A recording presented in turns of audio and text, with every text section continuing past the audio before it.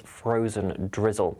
With all the cloud around and very little sunshine, though, it is going to be feeling particularly chilly across England and Wales. Highs of 2–3 degrees Celsius in places. The rest of the sunshine today, though, will be for parts of northern Scotland. Actually quite a fine day, and it'll be a little milder here. We'll be seeing highs in the range of 6–8 degrees Celsius. As we move into this evening period, the frontal system in the northwest will slowly push its way a bit more further inland. Again, it's still going to be pretty weak, pretty patchy, not much to worry about in terms of rainfall totals. Elsewhere, cloud will come and go. If we do manage to see a few breaks in that cloud overnight, temperatures will drop off underneath some slightly clearer spells, so there is potential for some localised patchy frost in places, particularly for eastern Scotland down towards eastern England as well. A touch milder to start off Monday morning across the northwest. Once again, this patchy rain and drizzle will be around. Some fog could be particularly persistent for Northern Ireland first thing in the morning, quite murky to be taken care of when you're heading back to work here. Otherwise, widespread amounts of cloud once again. That rain just sinking into northern England, parts of Wales later on in the afternoon as well. Temperatures ranging between 4 and 9 degrees Celsius. As we head throughout the forthcoming week, it is going to be a relatively similar picture to start, but certainly once we head towards Thursday and Friday, it is looking to turn much more unsettled with potential for some disruption at times. Heavy showers first thing will be followed by a warm, cosy day. Boxed boilers, sponsors of weather on GB News. Imagine how £50,000 in cash from us could make your new year go with a bang. Hi, my name's Victoria. I won the Spring Great British giveaway. So the day we got the money in our bank account, everything just felt a lot lighter. I would say if you're thinking about entering, just enter. For another chance to win, text cash to 63232. One entry costs £2 plus one standard network rate message. Or text bonus to 63232. 5 entries cost £5 plus one standard network rate message. Go to gbnews.com/win. Entries start from just £2. You can call 0903 681 3232. Calls cost £2 plus your network access charge. Or post your name and number to GB10 PO Box 8690 Derby DE1 9TT. UK only. Entrance must be 18 or over. Lines close at 6 p.m. on the 31st of January. Please check the closing time if listening or watching on demand. Good luck. Headliners on GB News 11 p.m. every night. It's got 3 top comedians going through the next day's newspapers so you don't have to read them, which is great. It's a good point. He's lying. I mean, maybe he's not lying. That's Headliners every night from 11 p.m. and 5 a.m. as well on GB News, Britain's news channel. This January, history will be made again. Join GB News as we bring you full coverage of Donald Trump's presidential inauguration. From the swearing-in ceremony to the celebrations, we'll be there to capture every moment that shapes the next chapter of world politics. The best guests, live updates and unparalleled insight as Donald Trump becomes the 47th President of the United States. The inauguration tomorrow from 3 p.m. on GB News, the People's Channel, Britain's news channel. It's Patrick Christie's Tonight, and here we do things differently. It's explaining the absolute madness of this, doesn't it? It's explosive. I mean, this is very good. It's lively. 850. Your government sat there short and it did nothing. It's controversial. And the Middle East has been in turmoil since before I was born. It's everything you need to kickstart your evening. Everyone's had their Weetabix tonight. I love to see it. That's Patrick Christie's Tonight, weeknights from 9 p.m. Only on GB News, the People's Channel, Britain's news channel. Join me, Nana Akwe, for an informative, interactive news programme with a difference. It's fun. No, he didn't say that, Dave. I'm so surprised. I think there's an element of truth to that. Join me from 3 p.m. every weekend, only on GB News, Britain's news channel. If you want your news to be straight talking, this is a nightmare for the Conservatives again. Down to earth. It's not just Nottingham where this is happening, is it? And most importantly, honest. Hard-working, middle-class taxpayers, they'll get their book thrown at them. Then catch me, Martin Daubney, Monday to Friday, 3 till 6 p.m. on GB News, Britain's news channel.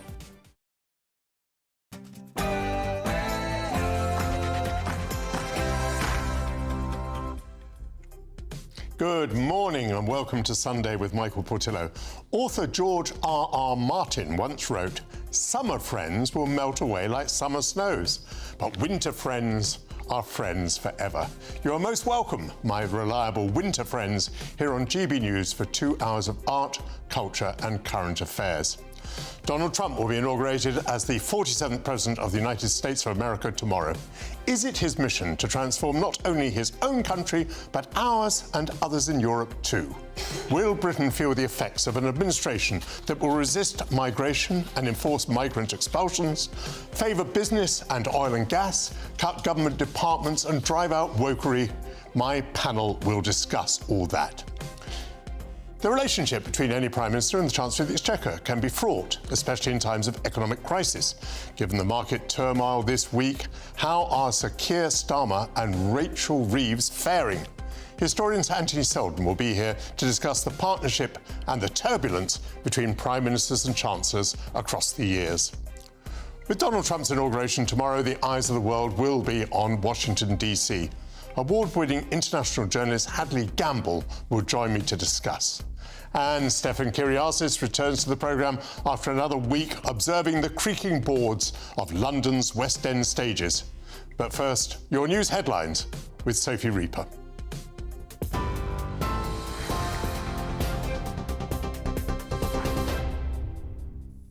Thank you, Michael. The time is just after 11 o'clock, and these are your latest headlines. A developing story this morning as a ceasefire has now been commenced between Israel and Hamas, with the Reuters news agency now reporting that around 200 aid trucks have begun to arrive. The original time for the ceasefire was scheduled for 6:30 British time this morning, but as that time passed, Israeli tanks continued to shell areas in Gaza as they said Hamas had failed to fulfil their obligations. However, after Hamas handed over the names of 3 hostages set to be released today, the ceasefire was enacted as of 9:15 UK time. Of the 3 hostages set to be released at 2 p.m. British time later today, one of them is 28-year-old British-Israeli Emily Damari. The other 2 named hostages are reportedly Romy Gonen and Doron Steinbrecher, with the Israeli PM's office saying 4 other living hostages will be released in 7 days' time. In response to the ceasefire being enacted earlier this morning, Hamas fighters have gathered in Gaza in order to celebrate. Videos released from the region show members of the Hamas armed wing chanting and celebrating as the delayed truce came into effect this morning. Over to America now, and tomorrow will mark the inauguration of President-elect Donald Trump as he makes his return to the White House. The soon-to-be 47th president arrived in the Washington area on Saturday evening, where he then took in a fireworks display with his wife, Melania. It's expected he will also host a rally with his supporters later today in downtown Washington, although a counter-rally also took place yesterday, with thousands attending to protest the incoming president. Earlier, Shadow Foreign Secretary Priti Patel told GB News that people in the US and the UK should accept Trump as America's new president. People have put their hopes and trust and confidence in him to deliver for the people of America, for this great country, but also importantly for us, and I say this as a Conservative, I've been invited here by our sister party, the Republican Party. We have strong and enduring ties and links with our sister party. We've always stood shoulder to shoulder as 2 countries, and that's where we should be again. The onus now is on Keir Starmer's government to step up and rebuild links and relations with the Trump administration. Now, ahead of Donald Trump re-entering the White House, Sir Keir Starmer has recently appointed Lord Peter Mandelson as the British ambassador to the US. Despite this being seen by many as a controversial choice, Chief Secretary to the Treasury Darren Jones says the appointment is a positive step for improved US and UK relations. Peter Mandelson is a senior and experienced politician that's worked on the world stage as well as we all know, extensively at home here in UK government. And he will be a brilliant ambassador for us in the United States. And look, this is the first time in 50 years that a British Prime Minister has picked a politician to be our ambassador in the United States. We want to do things differently. Our diplomats have done a brilliant job, including Karen Pierce, but Peter Mandelson is a senior and respected politician with a lot of experience on trade and trading relationships between countries around the world, and I think that sets the type of relationship that we want to have going forward with the new administration. Staying stateside now, and social media app TikTok has reportedly gone dark in the US following a ban implemented by the outgoing Biden administration. The ban came into force after the Supreme Court passed a law last April which stated that the platform's China-based parent company ByteDance must have sold the platform by today, which it has not done. However, despite the ban coming into effect, President-elect Donald Trump has said he would, quote, most likely give TikTok a 90-day reprieve from the ban once he takes office tomorrow. And finally, a new photograph has been released in order to mark the 60th birthday of the Duchess of Edinburgh. Sophie reaches the milestone birthday tomorrow and will celebrate the occasion privately at home with her husband, the Duke of Edinburgh. All of us here at GB News wish the Duchess many happy returns. Those are your latest GB News headlines for now. I'm Sophie Reaper. Now it's back to Michael. For the very latest GB News direct to your smartphone, sign up to News Alerts by scanning the QR code or go to gbnews.com/alerts.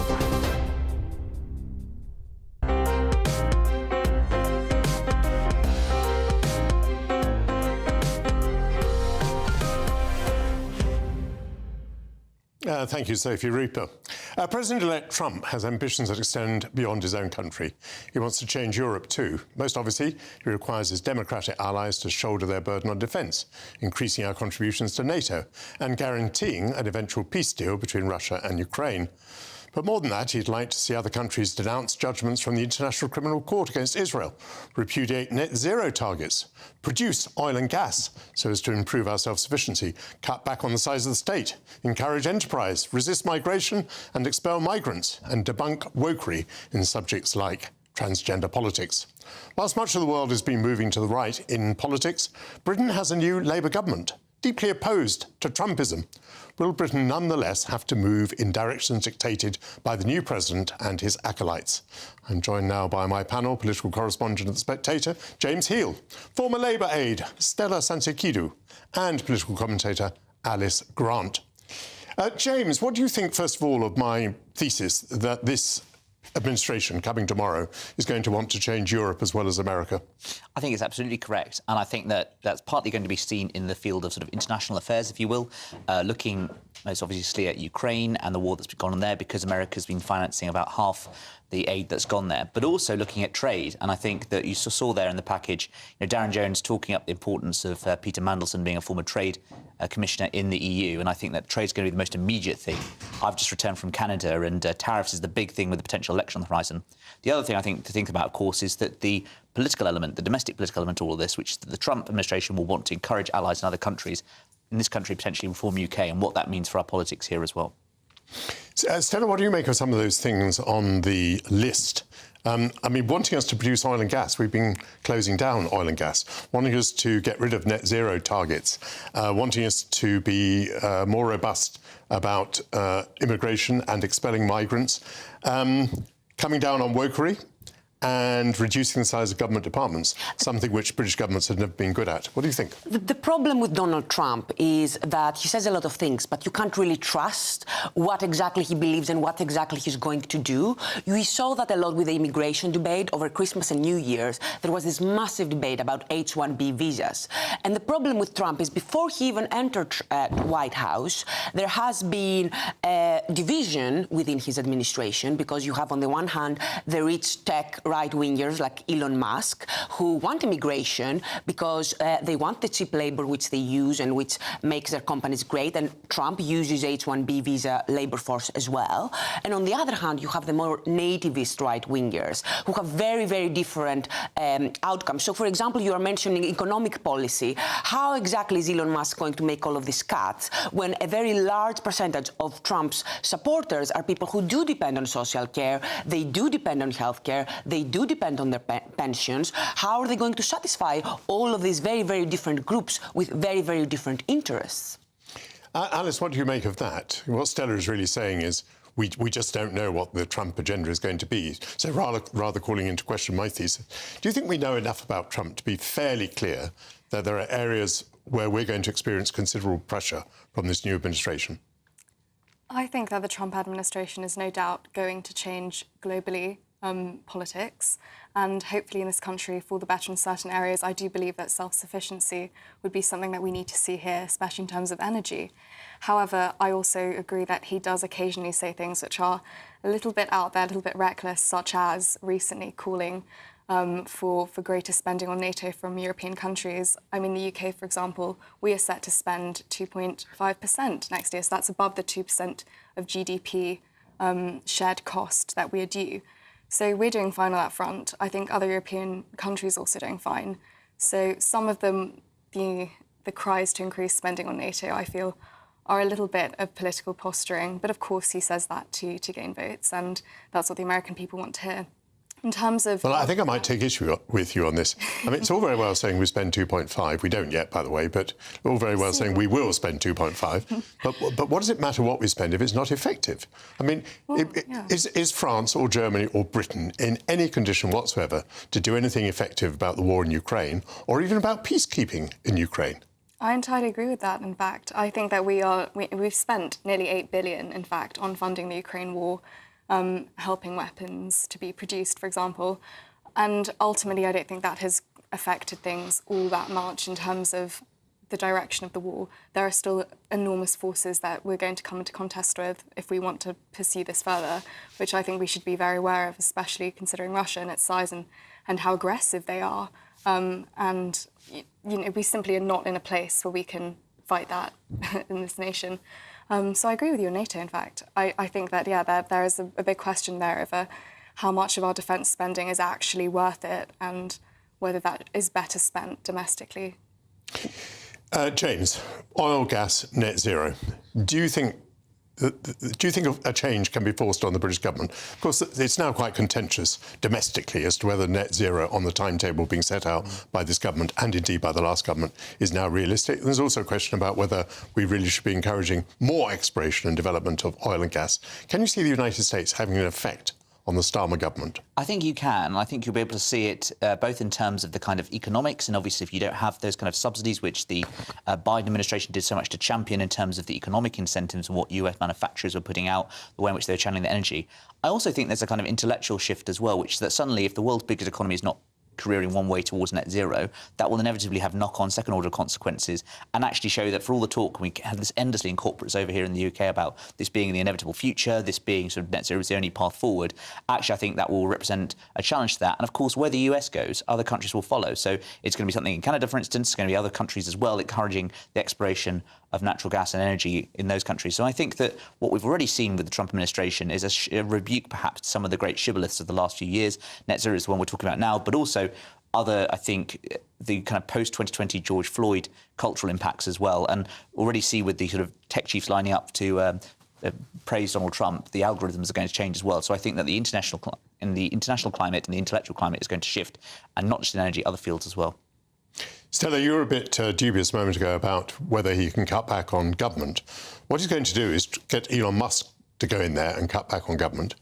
What I've never seen in Britain is anyone from business given the opportunity to manage government expenditure and government recruitment and staffing levels. Are you really doubtful that Elon Musk can make much difference there? Of course I'm doubtful. Elon Musk has no idea how to deal with a massive bureaucracy. He doesn't know how to do politics. The problem with politics is that people get to vote. That's the problem with democracy, which is why a lot of these right-wingers, a lot of these very rich tech people are becoming authoritarian because they don't like the fact that they have to convince a large swathes of the population to follow them. Now, when it comes to the US, Trump is being completely delusional in terms of what makes the US a great power. Andrew Neil did this great interview on Andrew Sullivan's podcast this week, where he said that what makes the US great, it's not just the vibrancy of its culture and the ingenuity of its industry, but its allies. And the reason why the US has the allies that it does, like Canada, an extremely rich country, Canada doesn't need the US financially. They need them in terms of defense. And when it comes to the UK, I'm very happy that the UK government is doing a review in our defence budget, because I do think we should be spending more. I agree we can't make a direct difference in things like what's happening in Russia and Ukraine, but James earlier was talking about the importance of trade and how everyone is talking about trade. The way that you secure trade is by having a very, very strong naval power like the UK, taking into responsibility in the same way that the US needs to take into responsibility on the things that they can do well and the things that the rest of the world has come to depend on them for. But if you think the United States should celebrate its allies, that is consonant with what Trump wants to do. He wants his allies, he wants Germany and France and Britain to follow policies like his, exploiting oil and gas, encouraging entrepreneurship, resisting immigration. So he wants us to line up. Are you opposed to that? He wants us to line up, but he doesn't actually provide us with specific policies because he doesn't have a specific policy program. For immigration, for example, his own administration, he doesn't have a specific policy because he likes to say that he's in favor of cutting immigration and deporting people and all of that. One, how are you going to explain this to the people of a democratic country? We may say whatever we want right now, but when we start seeing the deportations happening in the way that they're saying, and you start seeing violence in the streets, I don't think that Western nations can stomach the reality of that kind of rhetoric. And then you are talking about energy policy. This is all fair. This is all very nice for the US to be saying that. They have much bigger reserves. They have a lot more space. They can do a lot more. They are a bigger country. Alice, briefly, on this programme, almost every week, in one form or another, we ask the question whether wokery has reached its high water mark. Do you think it has, and do you think the election of Donald Trump is one of the reasons why that is so?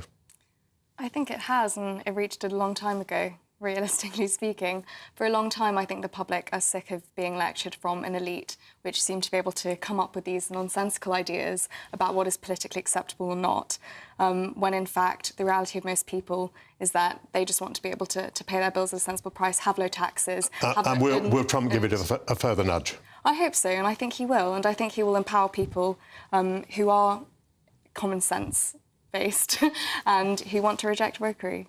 Thank you very much to James Hill, Stella Sinsikidou and Alice Grant. You'll all return at noon to discuss who wants to have millionaires. Does the aspiration for equity in our tax system mean that we should be relaxed if the very rich take their wealth away from Britain? But coming up, the relationship between Keir Starmer and his Chancellor Rachel Reid was thrust once more into the spotlight as bond yields rose and the currencies sank. And the Prime Minister could not quite bring himself to say that Rachel Reid would stay in post, at least initially. Historian Anthony Selden will join me to discuss how the partnership between the Prime Minister and the Chancellor has played out over time. This is Sunday with Michael Portillo only on GB News.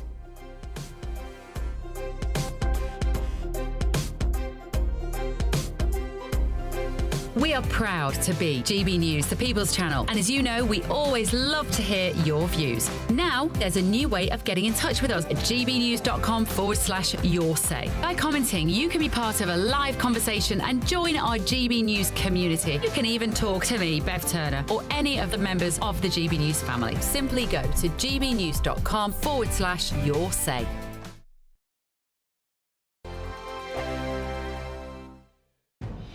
Good afternoon, Britain. Weekdays from midday. Lisa, you got in touch with me and you flagged this survey because you were concerned as a parent that your child had been given this to fill out.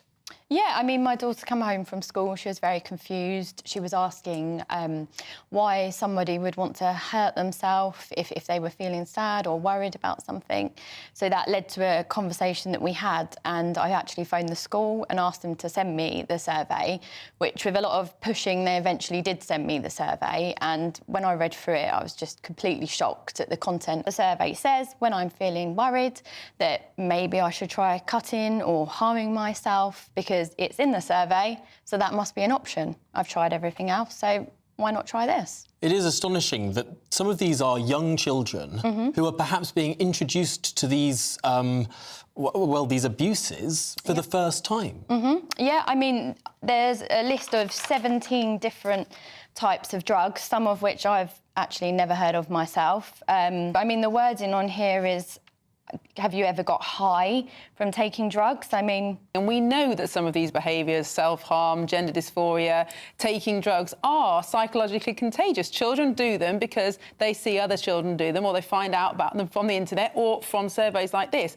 So the idea that this is just information gathering and won't go any further than that is ridiculous. There was a similar survey in Scotland, I think, about 3 years ago, where children the same age, 11, 12, 13, were asked about their sex lives. How many times have you had sex in the last year? How did you have sex? Did you use contraception? Totally normalising underage sex. So the idea that children are just mini adults and we can confront them with all the same kind of ideas and dilemmas that adults have to face is just ridiculous. GB News, the People's Channel. It's Patrick Christie's Tonight, and here we do things differently. It's explaining the absolute madness of this, doesn't it? It's explosive. I mean, this is very good. It's lively. 850. Your government sat there, Sean, and it did nothing. It's controversial. And the Middle East has been in turmoil since before I was born. It's everything you need to kickstart your evening. Everyone's had their Weetabix tonight. I love to see it. That's Patrick Christie's Tonight, weeknights from 9 p.m. Only on GB News, the People's Channel, Britain's news channel. Mornings don't have to be tiresome, especially if you have the right company. Wake up to news as it happens, opinion and debate, and of course, a little bit of entertainment too. Because when the kettle's on, we're on. That's Breakfast on GB News, a show worth waking up for. Every morning from 6 a.m. Only on the People's Channel, Britain's news channel. We'll spread the news, you spread the word.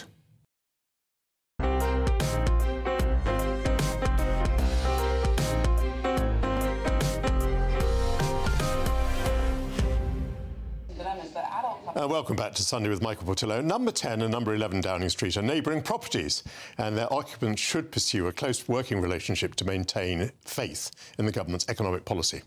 The Chancellor of the Exchequer, Rachel Reeves, had a challenging week in the markets as the price of government debt rose and the pound fell while she went to China. When first asked about her position, the Prime Minister, Sir Keir Starmer, failed to say that she would remain in her post until the election. The collaboration between Prime Minister and Chancellor lies at the heart of government. What have been the consequences of the troubled relationships over the years? Joining me now to discuss this partnership is the historian Santi Selden. Marvellous to see you. What do you think would have been the impact on Rachel Reeves and her office when the Prime Minister couldn't, at first, find it in his mouth to say, of course she'll stay until the general election, at least? Well, I think it showed a certain ignorance by the Prime Minister of the reality of the relationship. Had he got rid of Rachel Reeves, he would have gone within a month or two. I mean, that is what happens. He would have been so weakened. And here's why. Because her policy was his policy, and there's no new policy that he could offer to say, look, I've got rid of my Chancellor because she was doing the wrong thing. Everything that she did was done with his say-so, just like Liz Truss and Kwasi Kwarteng. I mean, it was much more Liz's policy than it was Kwarteng's, and so it was even more absurd. But also, you know, there's no one else to have taken the place. Nobody, I mean, he is on cloud cuckoo land if he thinks there was anybody else who could do the job. I mean, the only person with a smidgen of a chance is somebody who knew the Treasury from the inside out, been a cabinet minister, been the leader of the party, and that's Ed Miliband. And he wouldn't have worked either because there's no policy. So, you know, they stand or they fall together. That's a lesson of the last 40 years. So we've established that the Prime Minister and the Chancellor's policies are the same. This has, of course, not always been the case. There's supposedly the famous time when Gordon Brown went to the Cabinet before presenting his budget to the House of Commons. It's normally a time when the Chancellor briefs the Cabinet. He wasn't prepared even to tell the Cabinet, apparently, the details of the budget, ending up with Tony Blair, the Prime Minister, saying, go on, Gordon, give us a clue. Yeah. That was a very different relationship. Well, it was. And, you know, for 10 years we were told that they had a spectacularly close relationship, and, of course, they didn't. And Gordon Brown had one major political objective, which was to get into number 10. He always thought, that he would be the better Prime Minister. He thought he understood policy much better. He did. He understood the Labour Party much better. He did. But he clearly didn't have those presentational gifts and strategic gifts that Blair had. So that was a very tense relationship. Look, Michael, you know, because you have been on the inside, you've seen it much more closely than I ever will. It is often tense, and you were there at the heart of one of the most tense relationships. I don't think that Margaret Thatcher ever survived fully the elimination of Nigel Lawson in 1989, his departure. Liz Truss clearly didn't with Kwarteng, but John Major didn't when she eventually got rid of, after Black Wednesday in 1992, she got rid of Norman Lamont. He was on the back foot all the way. Now, what actually happened then? And how come you, Michael, I've never known the answer to this, how come you were the great survivor? Because you were Chief Secretary, number 2 to Norman Lamont, kaput, he goes, in comes Ken Clarke, and who's his number 2? My goodness, it's Michael Portillo. How did that happen? Well, part of the story is this, that I held a 40th birthday party on May the 26th. Doesn't totally explain it. And Margaret Thatcher attended, Norman Lamont attended, John Major had been invited but failed to attend. While they were all celebrating at my party, the Prime Minister, John Major, summoned the Chief Whip round to number 10, and they decapitated Norman Lamont. So when Norman Lamont returned from my 40th birthday party, he found that he was no longer Chancellor of the Exchequer. And the next morning, I was the Chief Secretary of the Treasury, I greeted the new Chancellor, Mr. Kenneth Clarke. And I think the Prime Minister simply thought that it was quite bad enough changing Chancellor without changing the 2 cabinet ministers at the Treasury at the same time. And indeed, I had been the special advisor to Nigel Lawson. I was a huge respecter of his.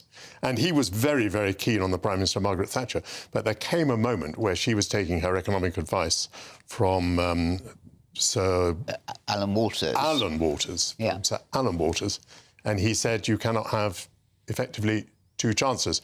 But your point, let's go back to you, because you're the guest. Your point is that once a Prime Minister has disposed of a Chancellor, the Prime Minister's days are numbered. Yes, I think that's right. By the way, that was the most Machiavellian story. I mean, Tim Shipman's never had anything to compare to that story, Michael. But back on mission, yes. I mean, the Prime Minister, I've always felt it's an impossible job. It's becoming an impossible job because, you know, we see them from the outside as all powerful. Look at the incredible churn of prime ministers all the way. We've had 6 in 10 years. I mean, you know, none of them have left totally satisfied. It's very hard to do the job. But I think it's also becoming... I've always thought that the Chancellor was becoming more and more significant, but it's the Chancellor impotence. I mean, none of them have been able to get significant productivity growth or growth in the economy since the global financial crisis. The levers at the Chancellor's disposal have got narrower and narrower. So, you know, it's very hard. We've had 8 chancellors, 8 in the last 10 years. Yeah. The previous 40 years only saw 8. So the churn is 4 times quicker in the last 10 years. Gordon Brown was Chancellor of the Exchequer for 10 years. Yeah. Let me ask you this question. The Prime Minister is the First Lord of the Treasury. Do you think it makes a difference where the Prime Minister is savvy, economically speaking, where the Prime Minister is someone who would be capable of doing the Chancellor's job? Does that make things better or worse? The reason it might make them worse is it means the Prime Minister is always second-guessing the Chancellor. Well, it hasn't always been happy. Harold Macmillan had been Chancellor, but then his Chancellor of the Exchequer, Peter Thornycroft, resigned. He thought that Macmillan was a spendthrift in 1958. And Gordon Brown had a very bad relationship mostly with Alistair Darling for 3 years when Brown was PM, Darling was Chancellor.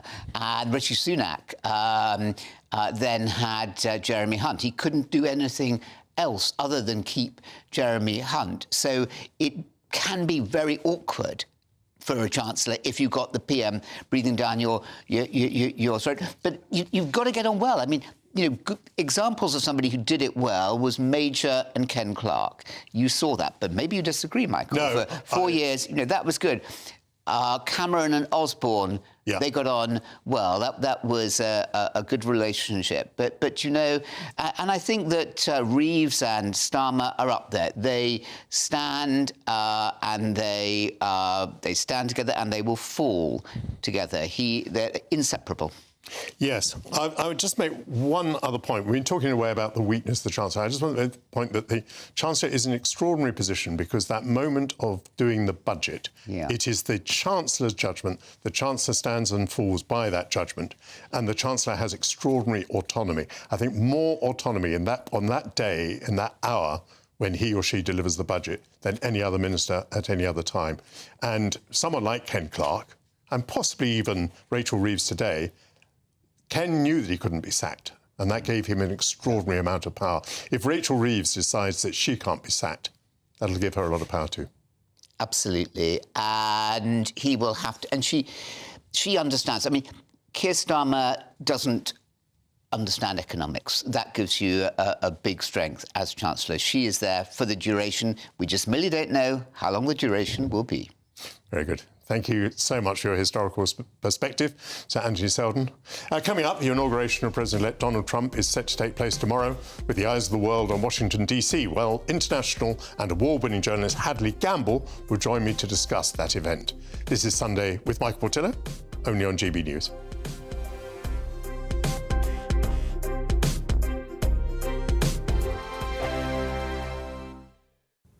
Good morning. Welcome to your GB News weather update from the Met Office. Well, we hold on to the cloudy theme and feeling cold with some rain for some in the west. So through this morning and the rest of the afternoon then, a cloudy picture across much of the UK with drizzle and perhaps even some snow grains just moving their way northwards into the Midlands.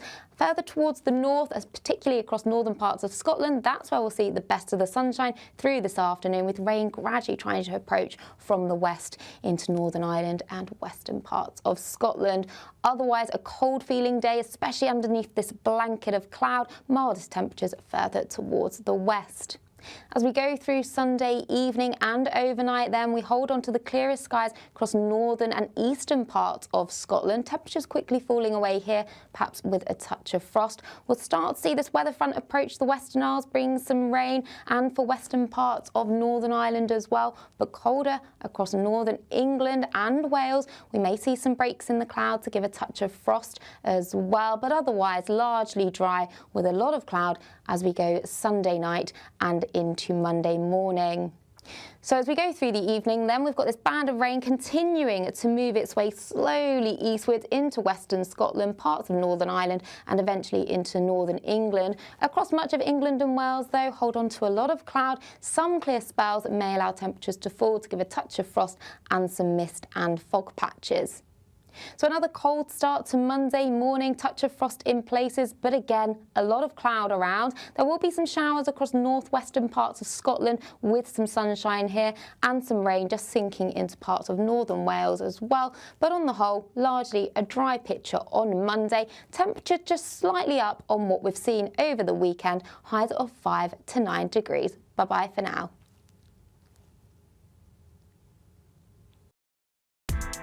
Join me, Nana Akwe, for an informative, interactive news programme with a difference. It's fun.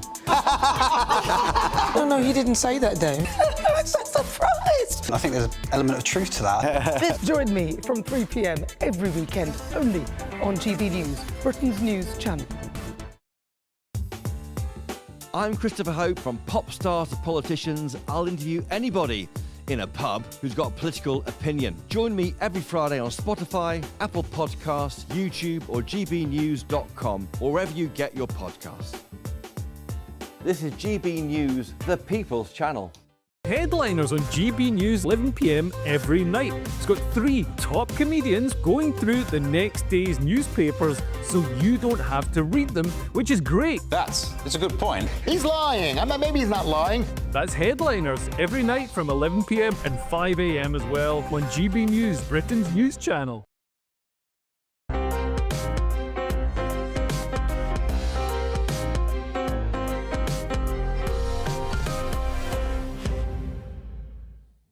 Welcome back to Sunday with Michael Portillo. Tomorrow, Donald Trump will become the 47th President of the United States of America, returning to the White House having served also as the 45th.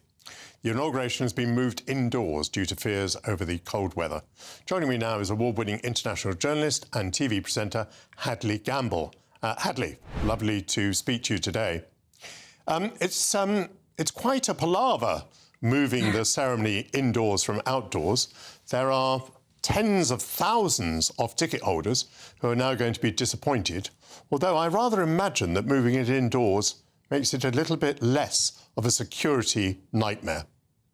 No doubt about it, Michael. I mean, I think this is something that is rumored, at least, to have been a deciding factor. I mean, this is a president, essentially, who's had 2 assassination attempts that he's survived to this date. So I can only imagine that if you were part of the national security establishment, you'd want to do everything possible to make sure that nothing happened in his first day in office. I think it's also very interesting to note that, as you say, there are tens of thousands of ticket holders. As many as 220,000 people bought tickets to be on the National Mall for this inauguration. It is a far cry from that inauguration back in 2017 when, if you'll remember, then President-elect Trump had gone on, even at the podium, saying, look at how many people are here. It's the most well-attended inauguration ever. And then I think every control room in America had a good time, juxtaposing what he was saying to a big shot of the National Mall, which looked pretty empty. So it would have been a very, very different scenario come Monday. But I think, interestingly enough, they're still going to be able to pack the Capitol Rotunda quite full. It only allows for around 600 people. So I think what's going to be interesting there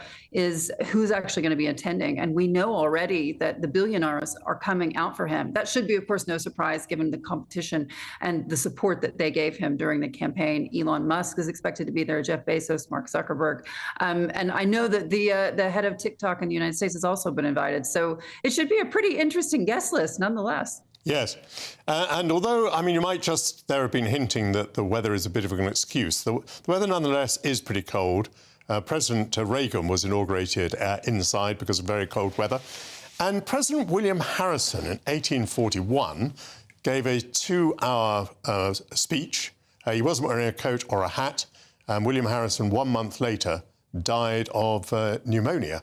So, I mean, President-elect Trump, I suppose at this point, is a man of a certain age, and one does want to be cautious about going out in the freezing cold air.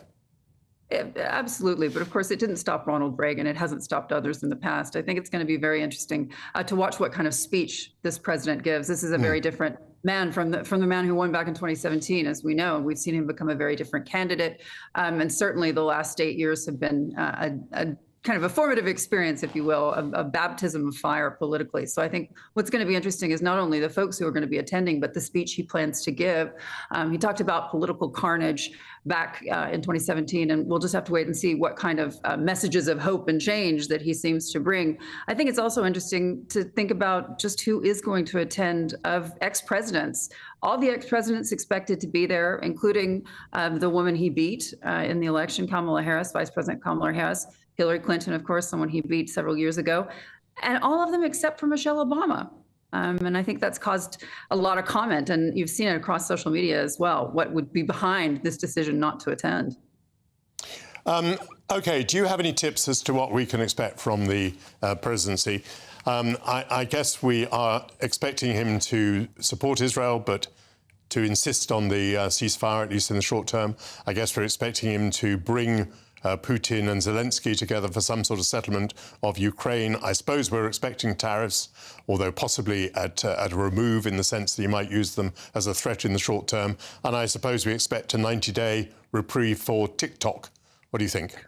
I think it's going to be very interesting because, look, he invited Xi Jinping, who declined, but one of the vice premiers of China is going to attend, we're told. I think that's very significant when we talk about what's happening next with this tariff question. Obviously, I cover financial news extensively. What I've been asking over the last several days, in particular, of oil executives, minerals executives, as well as the man who runs the Russian Sovereign Wealth Fund. I mean, how worried are you about a tariff war? And they said, let's wait and see. He's definitely going to be tougher on China.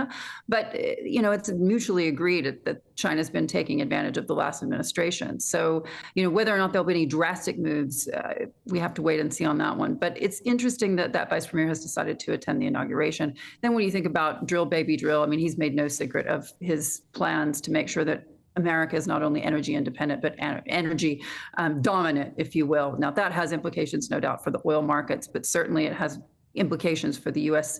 Oil and drilling sector as well, because we're talking about the permit process and whether more permits will be given, not just in the LNG sector, but in the oil sector as well. So that's something that community is definitely looking forward to, if you will. And then, on climate change, this is a president that again and again has been very clear about his stance on climate. And I think it's very interesting if you take a look at U.S. companies as well as global corporations and how they are in many instances taking a step back from their climate commitments. And they've been doing this quite rapidly in the last couple of months since the inauguration. Since the election. So I think that's going to be something to watch as well. Thank you very much, Hedley Gamble. I hope you'll enjoy the inauguration tomorrow. I hope that viewers will join us on GB News for that. Still to come, theatre critic Stefan Kyriazis will join me once more to discuss his wanderings into the world of make-believe in the theatre. But first, if you're in search of some winter sun, here are some forecasts for some of the top European holiday destinations.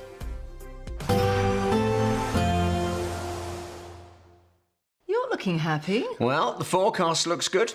So you've sorted the travel insurance then? All Clear Travel Insurance sponsors GB News Travel Destinations Forecast.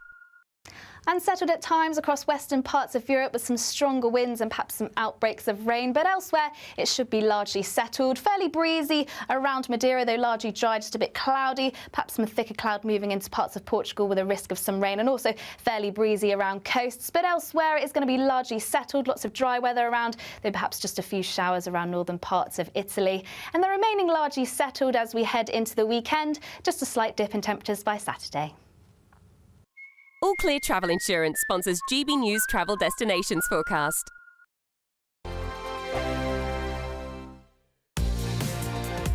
Mornings don't have to be tiresome, especially if you have the right company. Wake up to news as it happens, opinion and debate, and of course, a little bit of entertainment too. Because when the kettle's on, we're on. That's Breakfast on GB News, a show worth waking up for. Every morning from 6 a.m. Only on the People's Channel, Britain's news channel. We'll spread the news, you spread the word. GB News Breakfast, every day from 6 a.m. Have you noticed that more and more stores are closing? Well, last year, apparently 13,000 stores closed for the last time on the high street. Well, experts warn the worst is still to come for our small businesses. Well, let's talk to retail expert Jeremy Baker. Good morning to you, Jeremy. How bad is it and what can be done? Well, nothing can be done about it. Retail is like that. It's boom and bust operation. So last year, let's say you had a shop and it was booming. This year, the consumer can just change their mind. They don't need to come back to your shop ever again. Well, it is sad, Jeremy, because our high streets are the beating heart of our communities, aren't they? And for many people, I know I can relate to my high street, it is such a depressing sight, walking down there and seeing them all boarded up and closed down. But how often do you walk down that boarded up high street? I think people move on to something else. The online world is very big. Yeah. And lots of other things are very exciting. And so people, the shop, I like to go to my GP in a shopping centre and get my tests done there rather than tramp off all the way to the GP, for example. And children could go to little schools in the high street. I've seen that happen already. So lots of things could happen to the high street. It could be much more a social centre. Much more kind of like pubs, coffee shops, all that. Charities. I don't see anything wrong with charities taking over, but the idea of this shop-centred high street finished, that's gone. Never coming back. Goodbye.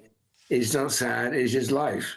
GB News, the People's Channel. This January, history will be made again. Join GB News as we bring you full coverage of Donald Trump's presidential inauguration. From the swearing-in ceremony to the celebrations, we'll be there to capture every moment that shapes the next chapter of world politics. With best guests, live updates and unparalleled insight as Donald Trump becomes the 47th President of the United States. The inauguration tomorrow from 3 p.m. on GB News, the People's Channel, Britain's news channel.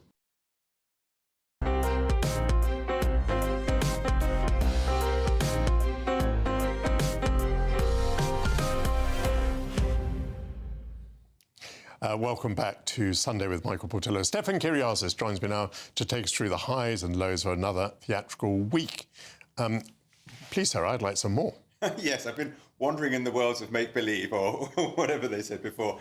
Although this is Oliver, so this is kind of mad Victoriana fantasy, but also gritty reality and the sort of the clash between the two.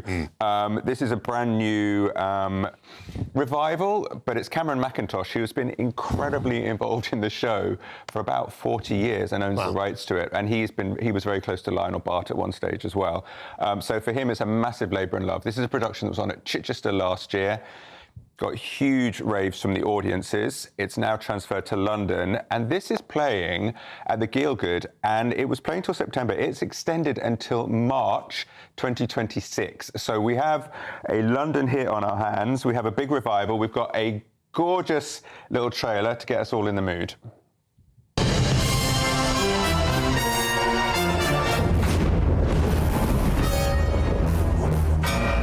sir, I want some more.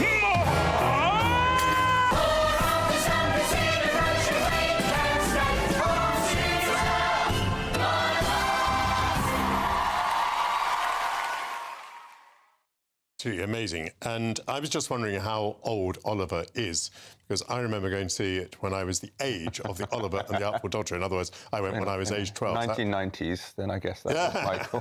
So that was yes. mid-60s, yes. Yeah, Lionel Bart's musical was 1960. And extraordinary longevity. Yeah, and it's been running on and off ever since, obviously based back on Dickens, and then we have very famous iterations like the David Lean film and things like that. So there's a lot of back history to it. There's a lot of social history to it. There's been a lot of some controversy around it, especially around Fagin. But what we have here is there's Fagin, very, very good Simon Lipkin.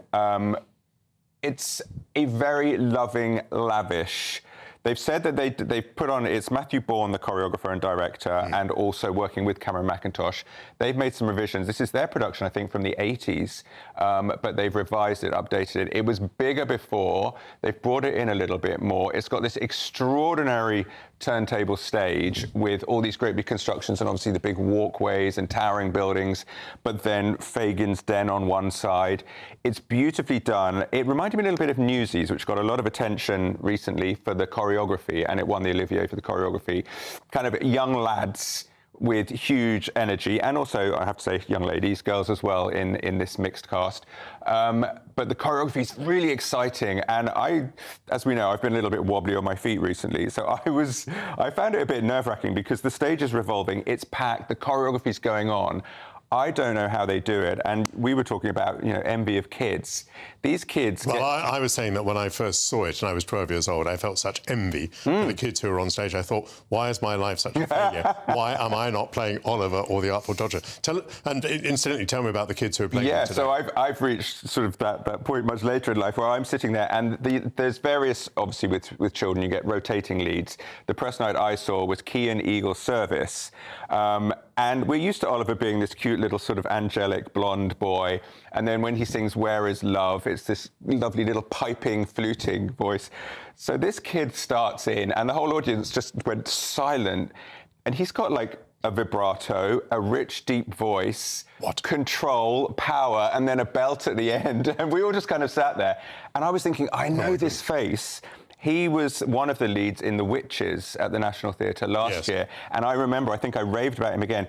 But he played the comedy character. He played Bruno, who was like this jokey kid who had this enormous kind of big Busby Berkeley-style set number with sweets and cakes and everything.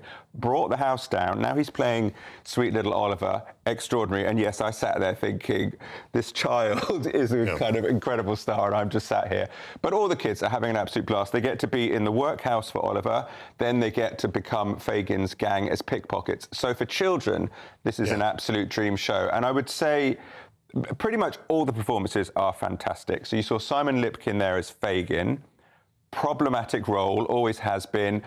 Lots of ups and downs and controversies around it. But what we're getting more and more with people like him is sort of Jewish actors bringing it, embracing the Jewishness.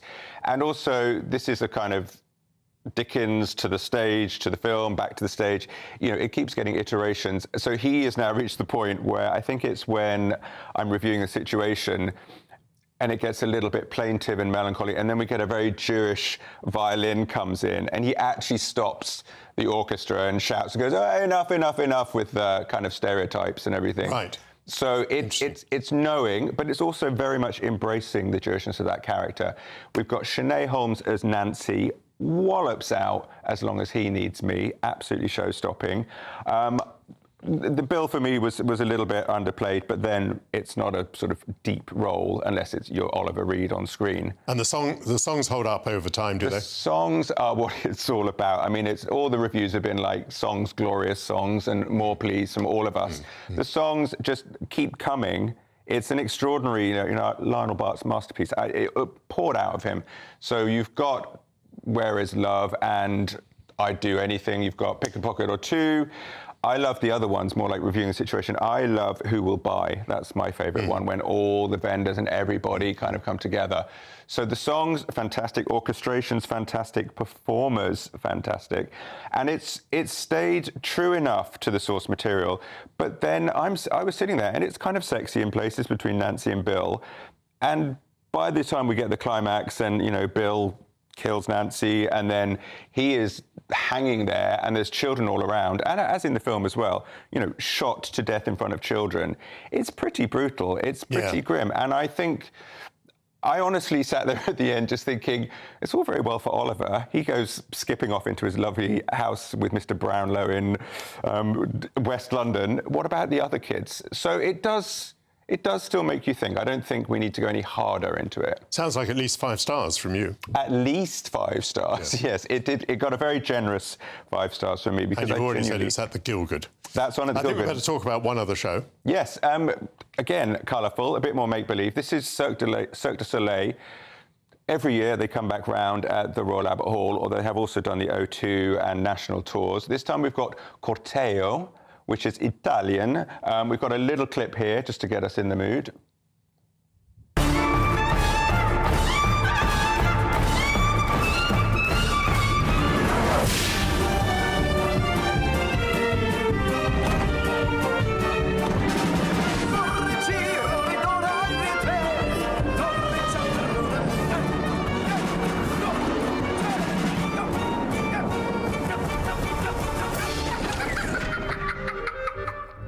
Amazingly exciting, also amazingly dangerous, by the way. And you saw a fellow spinning in a hoop there, and you may wonder how that's done, so we're going to show you how that's done. Got a little...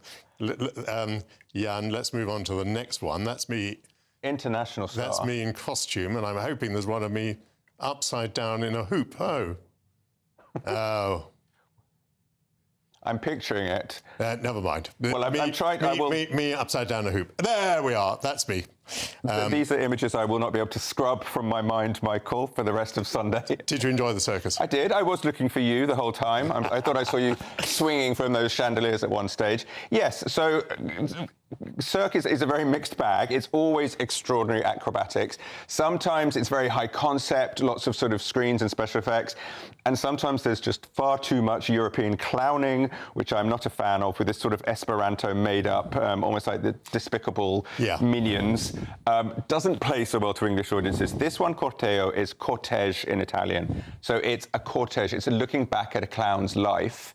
So there are angels that kind of fly around the whole time. At one stage, the clown cycles through the sky with the angels all around him. There's another time when he's on his bed, kind of hovers up. And sometimes this great big procession of sort of Edwardian, Victorian circus folk kind of come through the stage while acts are happening, which I absolutely loved. For me, it's very lo-fi, which I really like, not great big special effects. It's very much, this was a little person under 4 huge balloons, and she floated up, and we actually sort of helped her get up, and she went all the way up to the highest balconies. So there's a bit of a lovely story to it. I thoroughly enjoyed this one.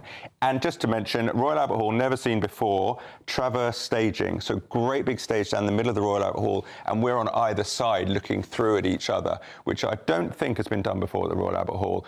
Really beautiful, really enjoyable, on until March. Until March. That's exactly what I was going to ask you.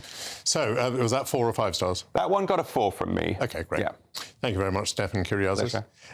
So that concludes the first hour of Sunday with Michael Portillo. But please rejoin us at noon, where my panel will discuss the ethics of taxation. Is its purpose to achieve social justice and redistribute wealth, or to extract the most money with the least outcry?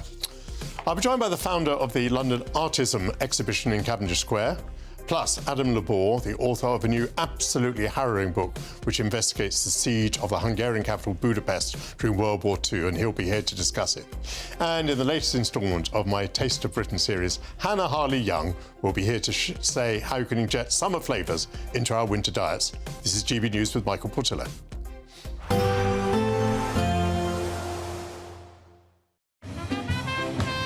There will be a light breeze in the morning, leading to a warm front.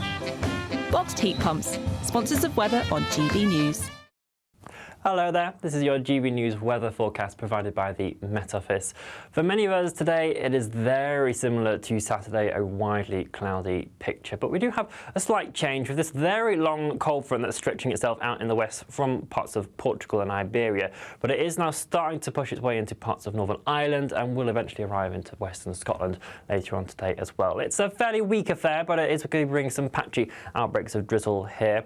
Elsewhere, though, that cloud is certainly going to be in place right across the board.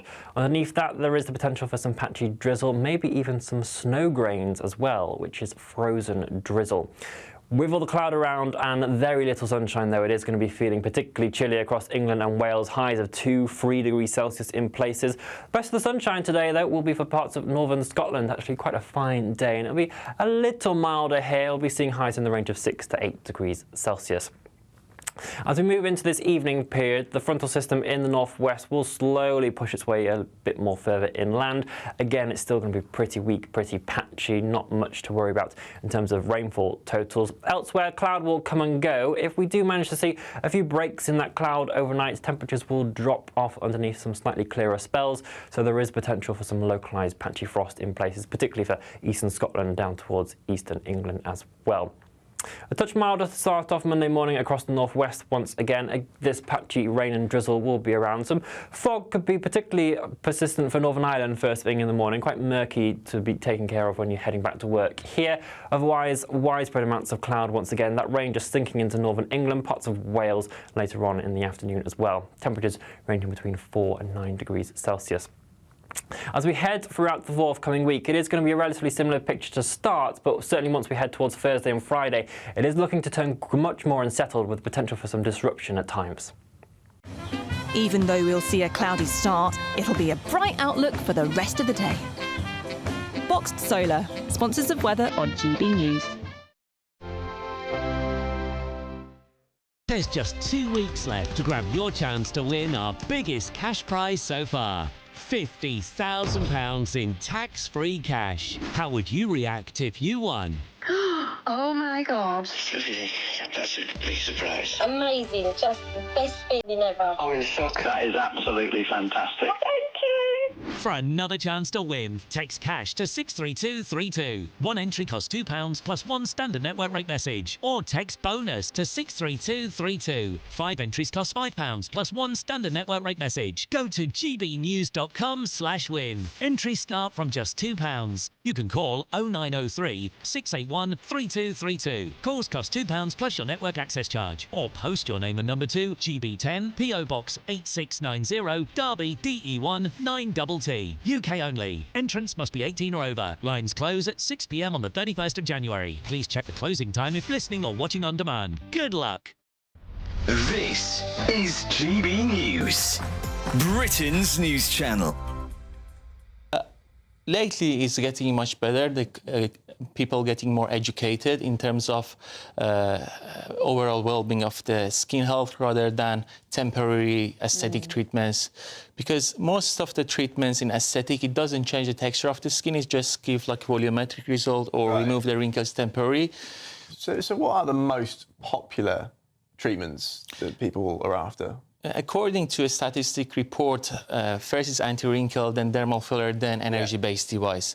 Yep. But lately, biosimulators also became very popular. And what do you mean by biosimulators? Biosimulator, any substance that can change the texture of the skin, or like it will lead to postpone the aging process, or proliferate more collagen, increase the elasticity of the skin, such as polynucleotide or exosome, or different vitamins and minerals in the form of mesotherapy considered as a biosimulator. Turkey's a particularly popular destination because the costs are so much lower. There have also been a lot of horror stories about what can happen when things go wrong, even people dying from post-surgery complications. What would you advise people? Choose, as a practitioner or surgeon, very carefully, and never prioritize price over quality. This is your face after all, your body after all. And mistakes can be reversible. It can be irreversible, and sometimes it's not like a booking restaurant or hotel. It's a sensitive matter that can affect their confidence and skin and body for life. So they need to choose very wisely. They need to search what kind of methodology that particular surgeon, they perform the treatments. Are they using any safety tools? GB News, the People's Channel.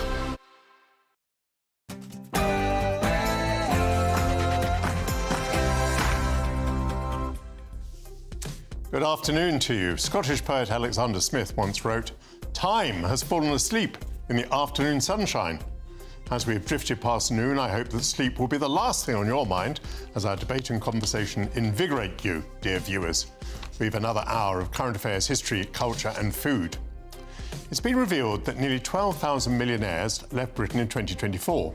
Some at least blame the British tax regime, and they've been lured abroad by lower tax rates and tax holidays in other jurisdictions. Putting up our taxes and ending tax privileges like non-domiciled status are usually presented by government as a means of increasing revenue to the state. But have we reached the point of counterproductivity? Have we driven away the fatted goose? My panel will discuss. A new exhibition on art, film, music and performance is set to open at the historic 28 Cavendish Square in London next week. The founder of the Artism collective, Anthony Petrou, will be here with his daughter Aviana as their short film is set to debut at the exhibition. Friday was the anniversary of the liberation of Budapest Jewish ghetto during the Second World War. Journalist and author Adam Labor's new book draws on recently uncovered diaries, documents, archival material, as well as interviews with survivors, including the story of his own father-in-law, and he joins me shortly. And as John Steinbeck once said, what good is the warmth of summer without the cold of winter to give it sweetness? The founder of the Crazy Sexy Food podcast, Hannah Harley-Young, will join me to share how we can get some of the flavours and colours of summer onto our plates during this dreary month of January. But first, your latest news headlines with Sophie Reaper.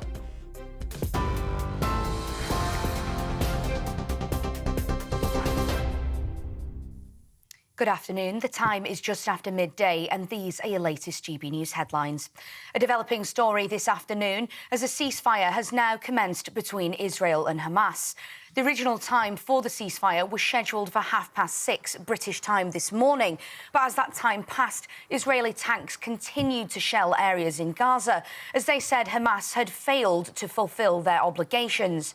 However, after Hamas handed over the names of 3 hostages set to be released today, the ceasefire was enacted as of 9:15 UK time. Of the 3 hostages set to be released at 2 o'clock this afternoon, one of them is 28-year-old British-Israeli Emily Damari. The other 2 named hostages are reportedly Romy Gonen and Doron Steinbrecher, with the Israeli PM's office saying 4 other living hostages will be released in 7 days' time. Earlier on GB News, defence editor for the Evening Standard Robert Fox reacted to the news of Emily Damari's release. What I would say is that is very cunning for Hamas, because that is to reach out to Britain. the UK.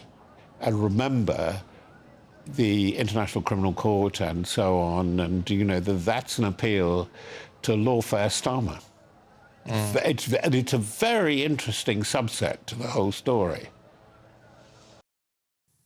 Meanwhile, in response to the ceasefire being enacted earlier this morning, Hamas fighters have gathered in Gaza in order to celebrate.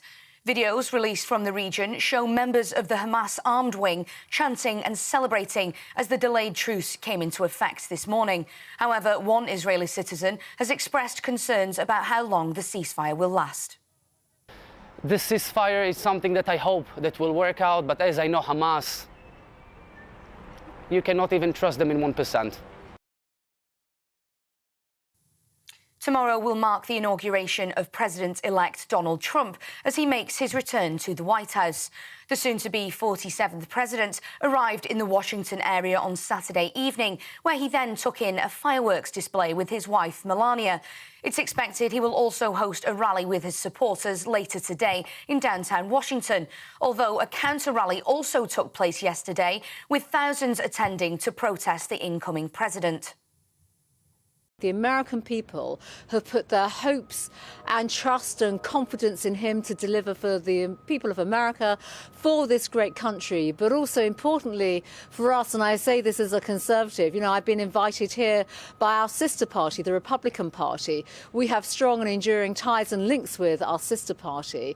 We've always stood shoulder to shoulder as two countries, and that's where we should be again. The onus now is on Keir Starmer's government to step up and rebuild links and a relationship with the Trump administration. Ahead of Donald Trump re-entering the White House, Sir Keir Starmer has recently appointed Lord Peter Mandelson as the British ambassador to the US. Despite reports suggesting that Trump may still reject the appointment, Chief Secretary to the Treasury Darren Jones says this is a positive step for improved relations between the US and the UK. Peter Mandelson is a senior and experienced politician that's worked on the world stage as well as we all know, extensively at home here in UK government. And he will be a brilliant ambassador for us in the United States. And look, this is the first time in 50 years that a British Prime Minister has picked a politician to be our ambassador in the United States. We want to do things differently. Our diplomats have done a brilliant job, including Karen Pierce. But Peter Mandelson is a senior and respected politician with a lot of experience on trade and trading relationships between countries around the world, and I think that sets the type of relationship that we want to have going forward with the new administration. Staying stateside now, and social media app TikTok has reportedly gone dark in the US following a ban implemented by the outgoing Biden administration. The ban came into force after the Supreme Court passed a law last April which stated that the platform's China-based parent company ByteDance must have sold the platform by today, which it hasn't done. However, President-elect Donald Trump has said he would most likely give TikTok a 90-day reprieve from the ban once he takes office tomorrow. This morning, a British government official has said there are no current plans to ban TikTok in the UK. And finally, a new photograph has been released in order to mark the 60th birthday of the Duchess of Edinburgh. Sophie reaches the milestone birthday tomorrow and will celebrate the occasion privately at home with her husband, the Duke of Edinburgh. All of us here at GB News wish the Duchess many happy returns. Those are your latest GB News headlines for now. I'm Sophie Reaper. It's back to Michael. For the very latest GB News direct to your smartphone, sign up to News Alerts by scanning the QR code or go to gbnews.com/alerts.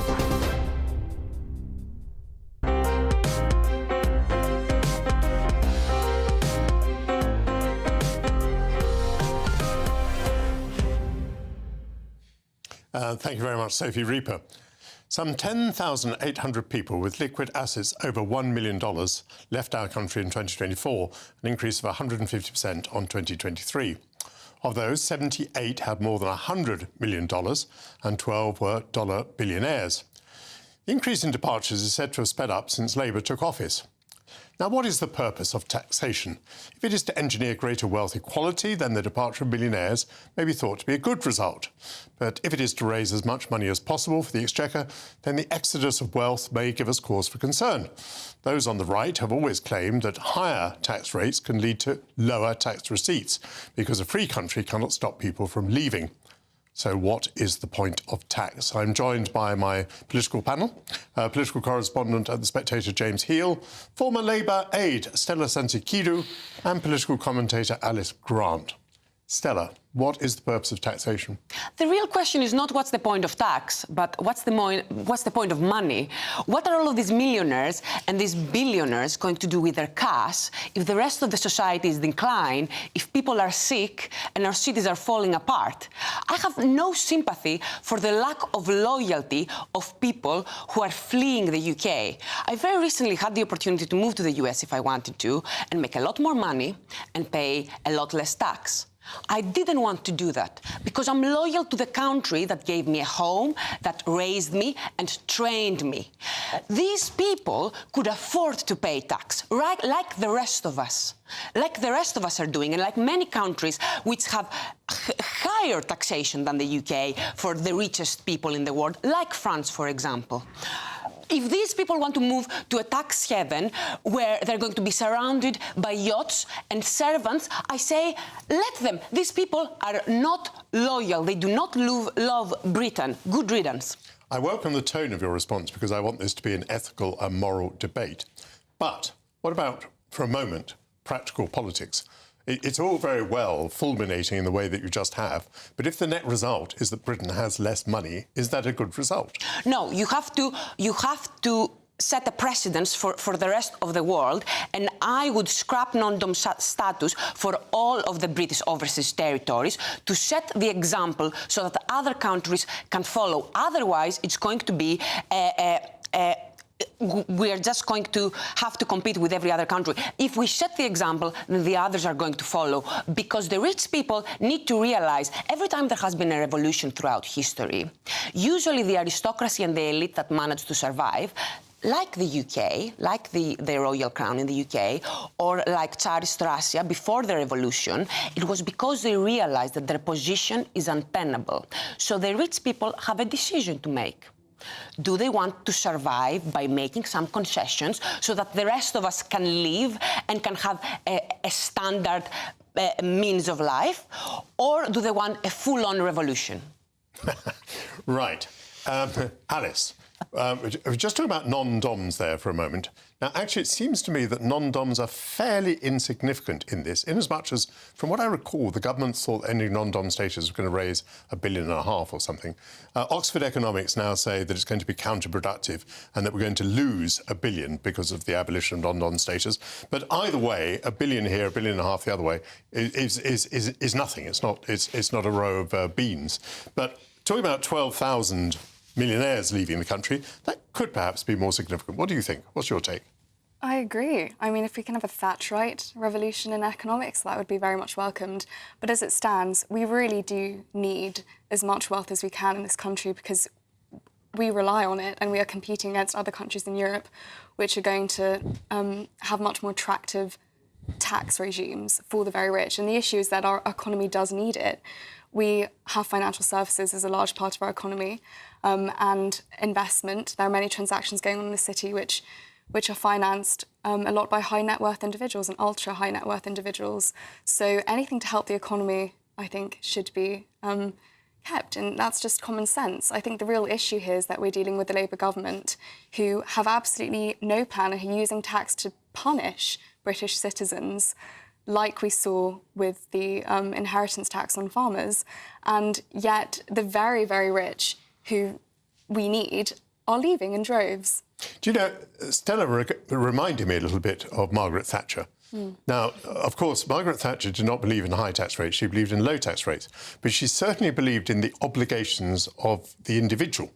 And, you know, her position was that having established reasonable tax rates, the top rate of tax eventually under Margaret Thatcher was 40% on income, she jolly well expected people to do their bit, which meant not only, by the way, remaining in this country, but being philanthropists, acknowledging that because they weren't paid very much, they had an obligation to make a much bigger contribution to society, possibly in line with their wealth, through their private philanthropy, which she thought was in many ways superior to taxation. So would you contribute that moral and ethical thought to this discussion? 100%. If you're in a position to give back more, then you absolutely should.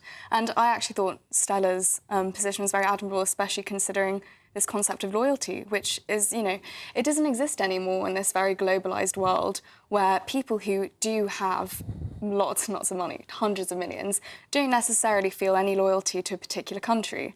So whether it's practical, I'm not sure, but certainly I think ideally the people who have grown their wealth in this country would give back to it, especially considering that there is a massive gap and ever increasing between the poor and the rich. And that is not right, ethically or morally. I might, just before coming to you, James, I might just comment that one of the times when I felt most sick in my life was when I went to a conference where I was a paid speaker, by the way, and people were essentially selling passports. You know, if you put this much money into Cyprus or this much money into Malta, we'll sell you a passport or 20 passports for your family or whatever. I thought it was really rather a disgusting event. But what's your reaction to what you heard so far? Well, I think it was Louis XIV's finance minister who described taxation as the art of plucking feathers from a geese with as little hissing as possible. And now clearly some of the geese are starting to hiss. I think that most politicians would accept a sort of pragmatic trade-off between raising revenue while trying to keep as much of the people who are here raising money as much as possible. And of course, then it comes down to a balance of where do you draw that line. I think the question about morality is an interesting one. I mean, Stella obviously is a fan of freedom of movement, so people have the right to leave this country if they don't wish to sort of play by the rules and sort of stick under the taxation system.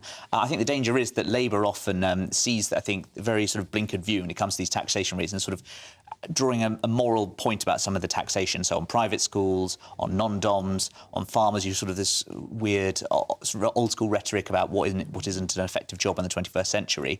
And I think the danger is that they therefore are insufficiently aware of some of the needs of business. And the danger is, of course, is that you'll then see them leave this country and that will end up being sort of more of the middle classes paying the burden instead. I think taxation is a necessary evil. I agree with what Stella said, that it's something I do pay my taxes because I believe in supporting certain things like the armed forces, the judiciary, etc. And of course, I want to help other people in society and give back. But I do think that equally, the state doesn't have a right to all of man's labours. And I think for all the talk of Margaret Thatcher wanting a giving society, she also recognised there was a morality to wealth creation. I think, as Keir Starmer said, his first speech in the Rose Garden, Downing Street, wealth creation is supposedly #1 priority of this government. And I hope to see that backed up in the next budget. Well, you're a political writer, James. Do you think that the government is going to learn a lesson from this? Do you think it has understood something that it did not understand before? I think it is learning, but I think that the scale of the challenge facing the UK right now is such that it's going to require years, and I fear that we are in such a hole, and this is a non-party political point in the sense that what's happened to the Labour is merely an acceleration of trends under the Conservatives. So millionaires were leaving the UK before 2024, and they're going to continue to do so, and I fear that Labour, partly because its past promises, partly because its biases, will not be able to turn that around in the medium term. And non-dom status was changed under the last Conservative government. Thank you very much. I've thoroughly enjoyed that discussion. James Hill, Stella Sansekidu and Alice Grant. Coming up, a new exhibition on art, film, music and performance is set to open at the historic 28 Cavendish Square in London next week. The founder of the Artism collection, Anthony Petrou, and his daughter Aviana will join me shortly to talk about their new short film, which will debut once the exhibition is opened. This is Sunday with Michael Portillo, only on GB News. We are proud to be GB News, the People's Channel. And as you know, we always love to hear your views. Now, there's a new way of getting in touch with us at gbnews.com/your say. By commenting, you can be part of a live conversation and join our GB News community. You can even talk to me, Bev Turner, or any of the members of the GB News family. Simply go to gbnews.com/your say.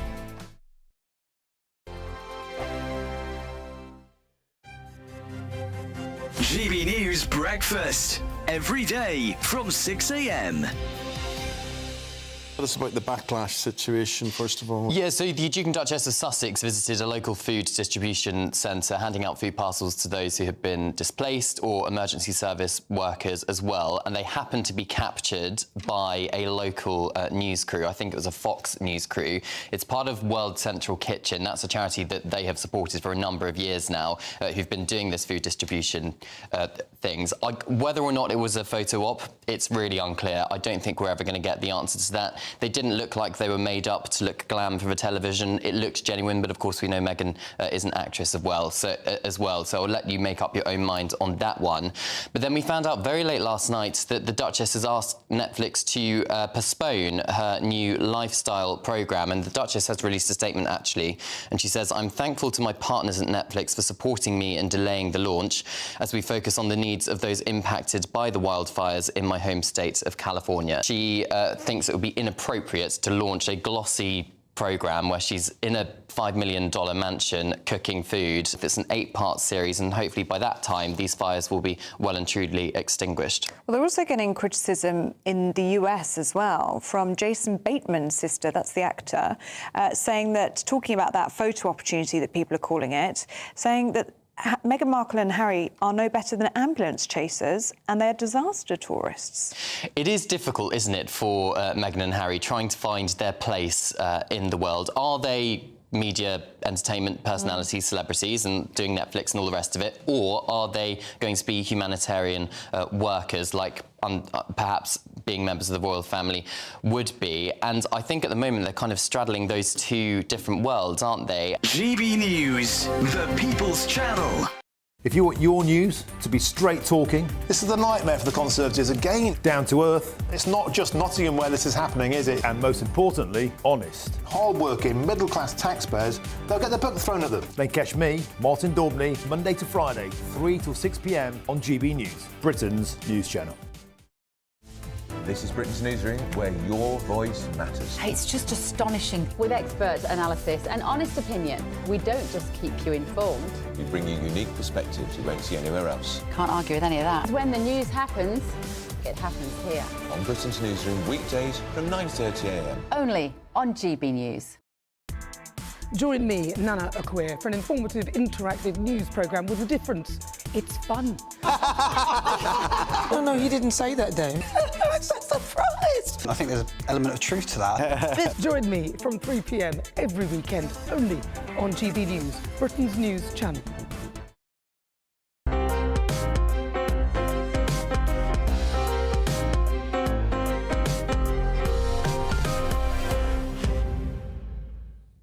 Welcome back to Sunday with Michael Portillo. Artism is a new exhibition, spelled with a Z, by the way. It blends art, music, film, performance and fashion, and it's set to open at the historic 28 Cavendish Square in London next week. The founder of the Artism collective, filmmaker Anthony Petrou, has produced a new short film alongside his daughter Aviana. It's called The Fight. It explores a young girl's journey in inner-city London.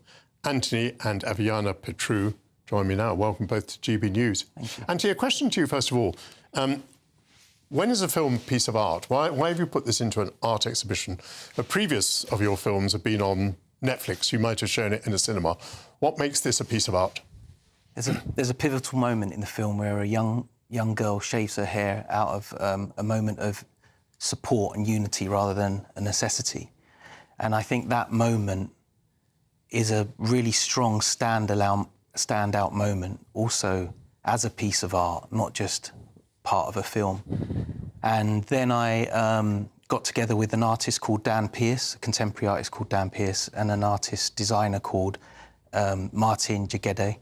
And together we built an art exhibition or a movement around the strength of unity and also inclusion, because a lot of the time art shows feel a little bit inaccessible, and we wanted to make a show that felt inclusive, felt like anyone could come off the street and be part of it, and that's what we've done with Artism. Aviana, you are the actor in the film, the star of the film. In the film, why does the little girl shave her hair? Well, so when the film starts, you sort of think that the girl is getting excluded from boxing, that she is feeling... she doesn't feel accepted because all the boys don't want to fight her. She doesn't want to... they're not letting her get involved with it. And I think that would show, how it's a sort of male-dominated sport, and the fact that even now I'm still the only girl in my class, but now I've become accepted by them, and it sort of brings my hope up, thinking that so many other girls out there are going to want to box, and the reason that the little girl shaves her hair is a much deeper reason than you think it is. It's a really personal reason, and it's also the reason is also kind of why I wanted to shave my hair in the first place. And OK, we were going to come to this because the film, to some extent, reflects reality. Yeah. Because at one stage in your own personal life, you shaved your hair. Why did you do that? I did it to show respect to a very close person towards us who was battling cancer, and I wanted to show unity, and because she was such an inspiration to me, and she still is now, and I just wanted to sort of show her that I was there for her, and I still am. Right. So you did it in real life, and now it occurs in the film. It's the reason for the shave of the hair is not the same in the film. As you say, it's this background of her rejection by the boys. I'll jump in. No, as a filmmaker, I don't want to give everything away at the beginning. No, I can do it now. It's fine now because we're showing it. No, in the film, you think it's because she's trying to fit into the boxing club. Aviana's an amateur boxer. She boxes out of Finchley ABC, but that's why we were able to shoot. We were able to shoot this film because they offered a lot of support and a lot of the boxers participated. But in the film, you think she's doing it to fit in, but actually she's doing it to support her mother in the film that is dying of cancer. And right, so there's a pretty strong connection between real life and this piece of fiction. Yeah. By the way, lovely to look at these images. It's clearly a beautifully shot and edited film.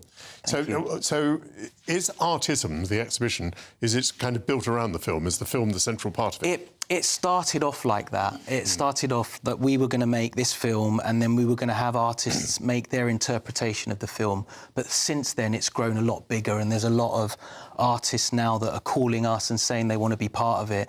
There are a few artists that are making their interpretation of the film, but there is also a lot of other artists that are just exhibiting their work, and some that are very established and some that are just starting off. And it's nice that they're all coming together to support this. It's free to go, it's on Eventbrite, so yeah, it's next Friday and Saturday. I think we're running out of tickets, so if anyone wants to come. Brilliant news. And it's at 28 Cavendish Square, just to remind people, which is in London. Do you want to say a word about your previous work? I made a film called We Are Monster that was a true story about a racially motivated murder that happened at Feltham Young Offenders Institute. It's now on, I think it's on Freeview at the moment, but that I like telling stories that have an important message, either socially or artistically. And I'm trying to get the next feature on the road, which is a lot harder than the short films, but I'm getting there. Aviana, was it a surprise to you to find yourself starring in this film? I understand that you're an amateur boxer.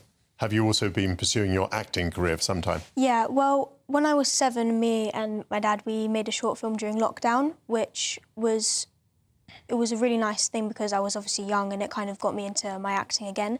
And starring in this film, The Fight, me and my dad, we wrote the script, so we had this sort of image of a girl with her, like a razor like this, and her shaving half of her head with a boxing glove on, and we sort of built it off from there. So we had that last image, and we sort of wrote the script going backwards. So what would happen, why would she shave her hair? And it was just a really fun experience because it was just father-daughter time, you know. It's just... That's very interesting. How good is your father at writing a script? I mean, does your father have the language of an 11-year-old girl? Yeah, I mean, he's brilliant at writing scripts. I mean, that's his job, but he brings that more of a sort of pizzazz to it. He finds ways to interpret things that other film directors won't, and it just gives films deeper meaning. And what about your future? Do you want to be a boxer, an actor, or what would you like to be? I want to be a professional boxer, and I also want to pursue my acting career as well. So a bit of both, I guess. Well, that's very remarkable. So, the film appears to be very moving. Congratulations to you both. Thank you. I hope that you will indeed get full audiences, and I hope that it will carry you further in both your careers. Thank you very much to Anthony and Aviana Petru. Coming up, journalist and author Adam Labor will join me to talk about his harrowing new book, which explores the Holocaust in Hungary and the last-minute Nazi massacre of Jews as the Soviets advanced on Budapest as World War II neared its end. But first, your latest news headlines with Sophie Reaper.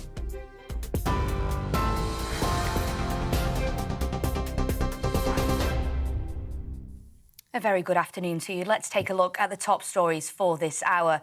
We'll start with a developing story today, as a ceasefire has now commenced between Israel and Hamas. The original time for the ceasefire was scheduled for 6:30 British time this morning, but as that time passed, Israeli tanks continued to shell areas in Gaza, as they said Hamas had failed to fulfil their obligations. However, after Hamas handed over the names of 3 hostages set to be released later today, the ceasefire was enacted as of 9:15 UK time. Of the 3 hostages set to be released at 2 o'clock this afternoon, one of them is 28-year-old British-Israeli Emily Damari. The other 2 named hostages are reportedly Romy Gonen and Doron Steinbrecher, with the Israeli PM's office saying 4 other living hostages will be released in 7 days' time.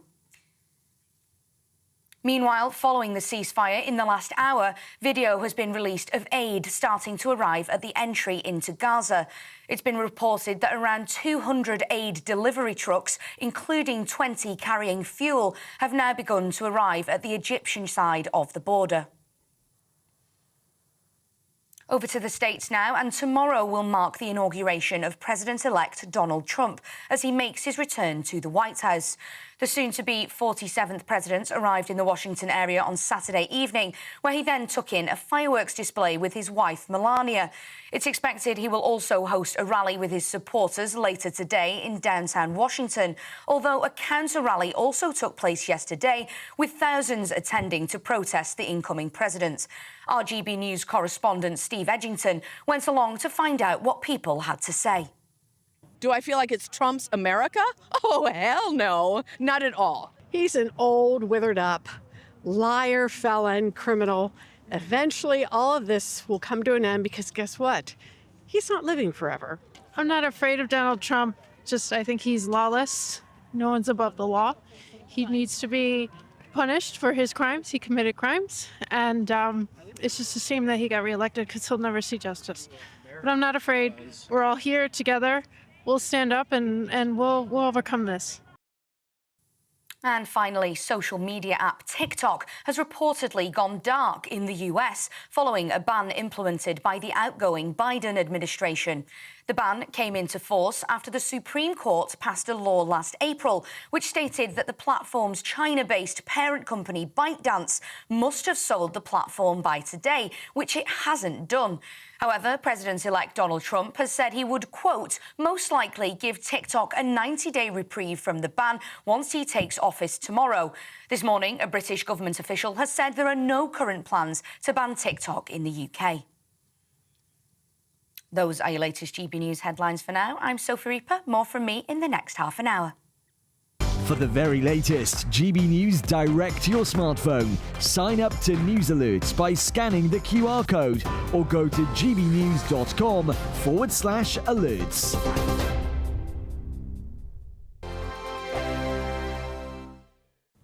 Hello there, this is your GB News weather forecast provided by the Met Office. For many of us today, it is very similar to Saturday, a widely cloudy picture. But we do have a slight change with this very long cold front that's stretching itself out in the west from parts of Portugal and Iberia. But it is now starting to push its way into parts of Northern Ireland and will eventually arrive into western Scotland later on today as well. It's a fairly weak affair, but it is going to bring some patchy outbreaks of drizzle here. Elsewhere, though, that cloud is certainly going to be in place right across the board. Underneath that, there is the potential for some patchy drizzle, maybe even some snow grains as well, which is frozen drizzle. With all the cloud around and very little sunshine, though, it is going to be feeling particularly chilly across England and Wales, highs of 2-3 degrees Celsius in places. The best of the sunshine today, though, will be for parts of northern Scotland. Actually quite a fine day, and it'll be a little milder here. We'll be seeing highs in the range of 6 to 8 degrees Celsius. As we move into this evening period, the frontal system in the northwest will slowly push its way a bit more further inland. Again, it's still going to be pretty weak, pretty patchy, not much to worry about in terms of rainfall totals. Elsewhere, cloud will come and go. If we do manage to see a few breaks in that cloud overnight, temperatures will drop off underneath some slightly clearer spells, so there is potential for some localised patchy frost in places, particularly for eastern Scotland down towards eastern England as well. A touch milder to start off Monday morning across the northwest once again. This patchy rain and drizzle will be around. Some fog could be particularly persistent for Northern Ireland first thing in the morning, quite murky to be taken care of when you're heading back to work here. Otherwise, widespread amounts of cloud once again. That rain just sinking into northern England, parts of Wales later on in the afternoon as well. Temperatures ranging between 4 and 9 degrees Celsius. As we head throughout the forthcoming week, it is going to be a relatively similar picture to start, but certainly once we head towards Thursday and Friday, it is looking to turn much more unsettled with potential for some disruption at times. This January, history will be made again. Join GB News as we bring you full coverage of Donald Trump's presidential inauguration. From the swearing-in ceremony to the celebrations, we'll be there to capture every moment that shapes the next chapter of world politics. The best guests, live updates and unparalleled insight as Donald Trump becomes the 47th President of the United States. The inauguration tomorrow from 3 p.m. on GB News, the People's Channel, Britain's news channel. Good Afternoon Britain isn't just about us. The wonderful thing about this programme is it's about everyone watching. It's an interactive programme. Well, there absolutely is something to see here, and we're going to be talking about it more. Whether it's breaking royal news, Will, please bring us up to date. or indeed a particularly punchy speech in the House of Commons, Very, very curious. we bring it to you live, and then we bring you live reaction as well. That's Good Afternoon Britain, weekdays from midday. Only on GB News, the People's Channel, Britain's news channel.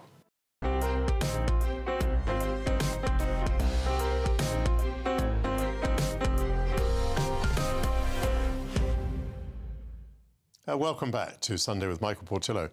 Friday was the 80th anniversary of the liberation of Budapest Jewish ghetto by Soviet forces during the Second World War.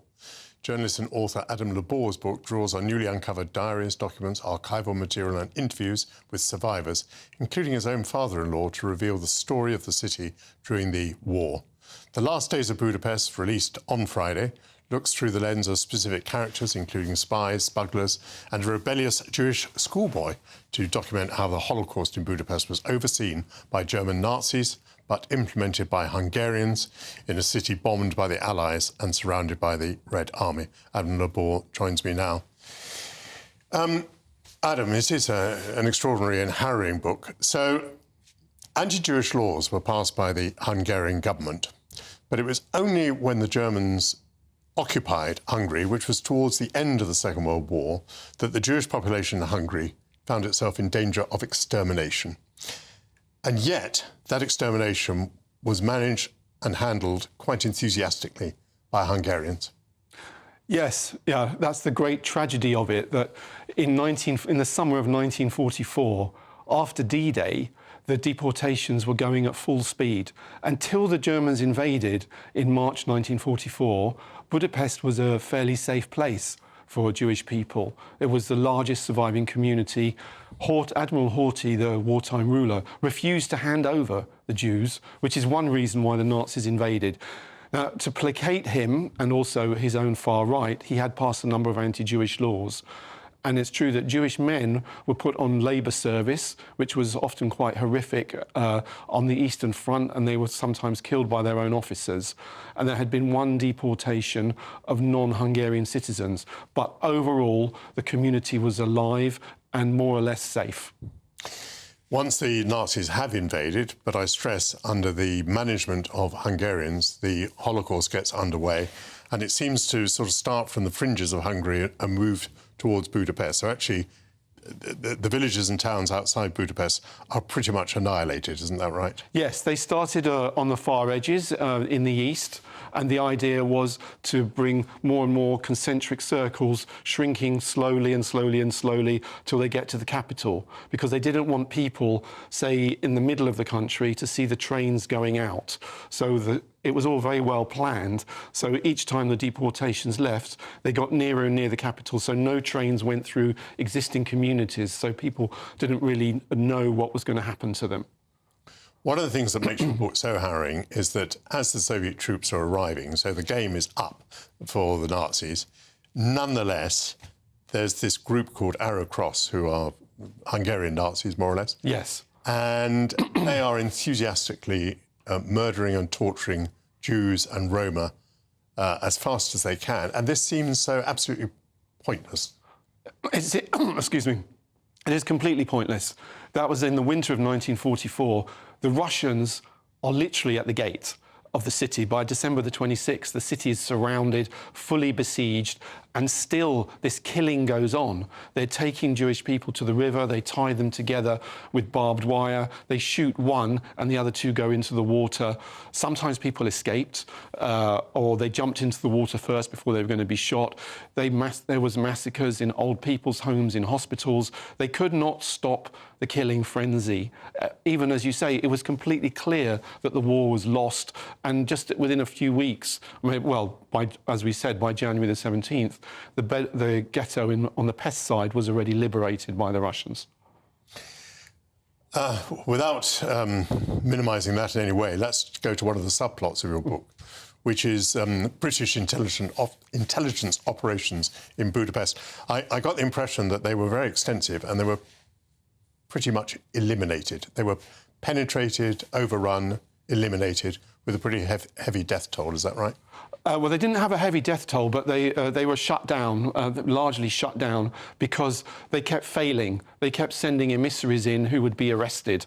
Well, I mean, there was two stages of this. If we look in the book, over here, one of the best stories that I found was Princess Clara Androssi, Countess Clara Androssi, later Princess Kaja Odescalchi.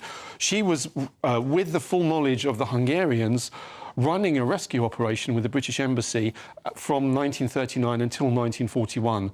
So we have rightly talked about the horrors of what happened in 44, but in the early years of the war, Hungary was trying to do this quite interesting balancing act.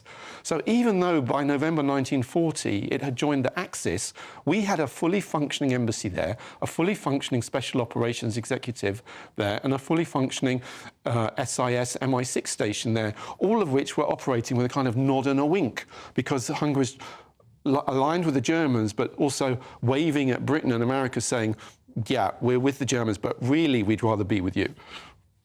Yes, it's an extraordinary story that Hungary was contemplating under Admiral Horthy switching sides towards the end of the war. A footnote too, another early memory of mine. Adolf Eichmann was the German officer who was there to implement the Holocaust in Hungary, although, as I stress, it was actually implemented by Hungarians. And Adolf Eichmann, of course, then took refuge in South America, kidnapped by Mossad, I think, in 1960, brought to Israel, tried for his crimes and executed in 1962. I say that just because that's a part of the story that even people who weren't alive during the Second World War will now remember. Yes, I mean, Eichmann lived in Budapest for a long time, and him and the SS were obviously key in organising the Hungarian Holocaust. They were sort of the overseers, they drove it, and the Hungarian officials such as Laszlo Endre and Jan Andor János, the interior minister, were the ones organising it on the ground. But it was very much a joint effort of the SS and the Hungarians together. But yeah, I mean, one of the strange things is that Eichmann's headquarters is in a very rundown, former headquarters, very rundown apartment building in Budapest. And you can go there and you can see it, and there's nothing there to say what happened here. Nothing. It's just like an everyday, dreary, rundown apartment building. I may ask you for a fairly brief answer, but your chapters sort of build on each other. You know, this is not quite the title of the chapter, but it's almost savagery, more depravity, more horror. What sort of impact has that had on you? What do you make of humanity that these things were possible? Well, yeah, I mean, it's very hard to process some of these stories when you read them. But I have looked at the darker side of things before, and perhaps a bit too much. I was a reporter in Bosnia.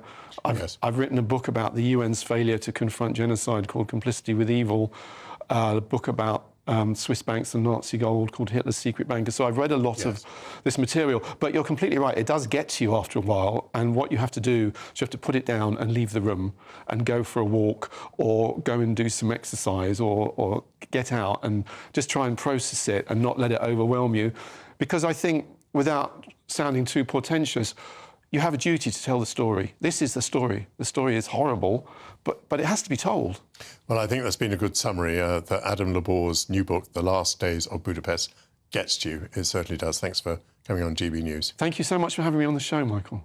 Still to come, how can we inject a bit of sunshine into our lives in this dreary January? Hannah Harley-Young will join me to share her ideas for getting some colour into our diets with seasonal produce. But first, if you're in search of some winter sun, here's the forecast for some of the top European holiday destinations. Be nice to escape the grey. Clear skies, here we come. As clear as our travel insurance. All Clear Travel Insurance sponsors GB News Travel Destinations Forecast. Unsettled at times across western parts of Europe with some stronger winds and perhaps some outbreaks of rain, but elsewhere it should be largely settled. Fairly breezy around Madeira, though largely dry, just a bit cloudy. Perhaps some thicker cloud moving into parts of Portugal with a risk of some rain, and also fairly breezy around coasts. But elsewhere it is going to be largely settled, lots of dry weather around, though perhaps just a few showers around northern parts of Italy. And the remaining largely settled as we head into the weekend, just a slight dip in temperatures by Saturday. All Clear Travel Insurance sponsors GB News Travel Destinations Forecast.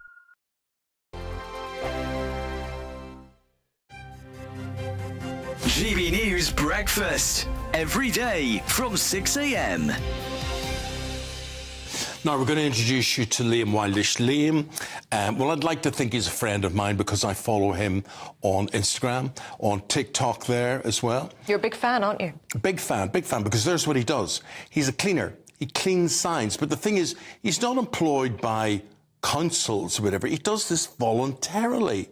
And you sort of think to yourself, well, who cleans these signs? Why have these signs been allowed to get into this terrible state of disrepair and filthiness? So basically, long story short, about 6 years ago, I used to be a window cleaner. In the community where I lived, I noticed all of the road signs were filthy, and I was perfectly equipped to clean them. So basically, I cleaned the road signs as a bit of a thank you to the community and sort of make a little bit of awareness in my window cleaning business at the time. Yeah. Sort of cleans up the area, makes the road safer, and that's kind of how that started. And people found it like a really satisfying sort of approach. So that sort of led on to today of a video in cleaning the dirty road signs and making sort of satisfying content with it as well. What is the equipment? What have we got here? So this is a water-fed pole system connected to a backpack, which is what feeds the water through the end of the brush there. It's perfectly equipped to basically remove this green dirty, it's like a mildew build-up that you get on the signs. Yeah. As you can see, this is like extremely effective at removing so. So GB News viewers, if they spot a particularly grisly sign in their area, then they can get in touch. They can do, yeah. And Liam Wildish, the sign guy, can sort you out. if you find Liam the sign guy online, drop me a message, let me know, and I'll add you to my list of places. GB News, the People's Channel. I'm Christopher Hope. From pop star to politicians, I'll interview anybody in a pub who's got a political opinion. Join me every Friday on Spotify, Apple Podcasts, YouTube or gbnews.com, or wherever you get your podcasts. This is GB News, the People's Channel. In the GB Newsroom, we bring you the news as it happens. With our team of dedicated journalists across the UK. We're ready to keep you up to date with what's happening every half an hour, every single day. Bulletins here on GB News. The People's Channel. Britain's news channel. Join me, Nana Okoye, for an informative, interactive news programme with a difference. It's fun. No, he didn't say that, Dave. I'm so surprised. I think there's an element of truth to that. Join me from 3 p.m. every weekend, only on GB News, Britain's news channel.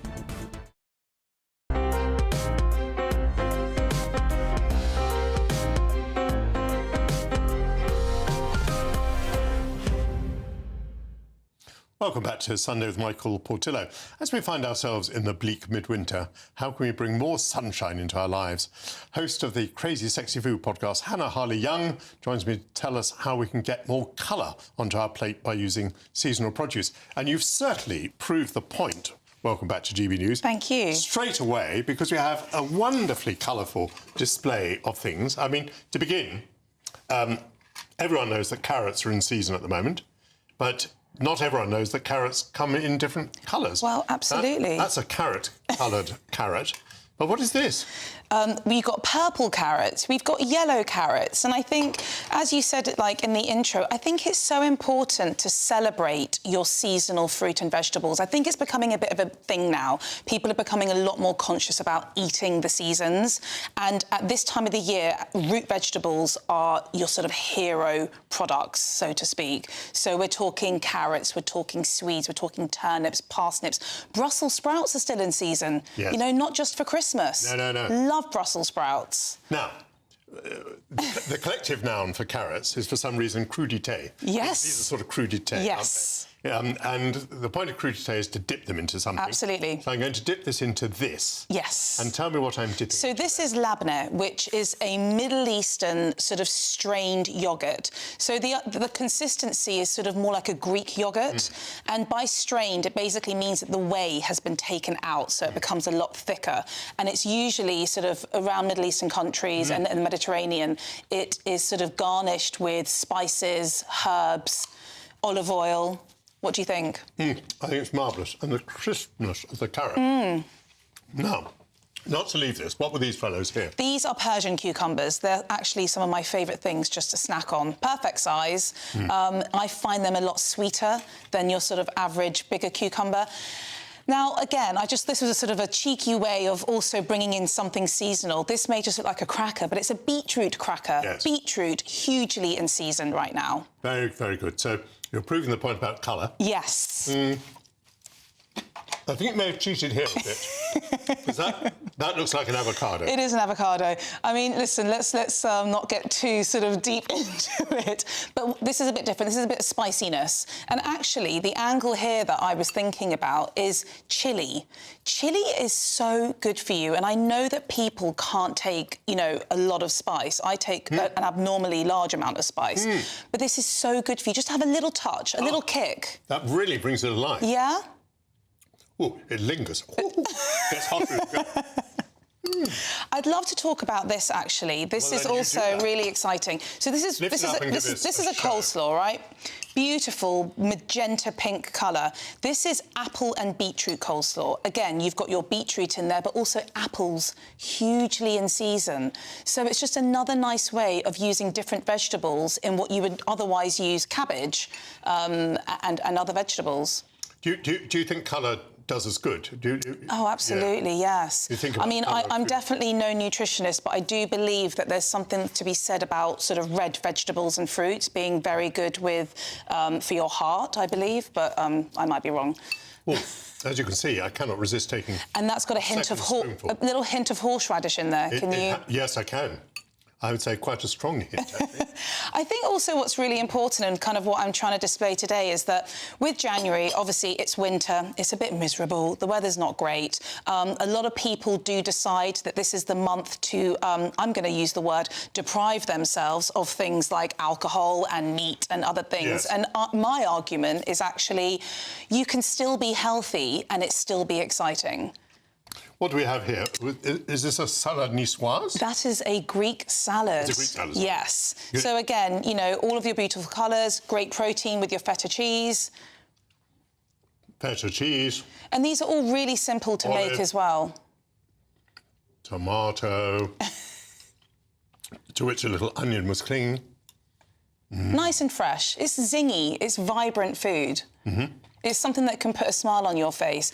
And then lastly, we've got something here which also, another topic that a lot of people are talking about. So this is tabbouleh.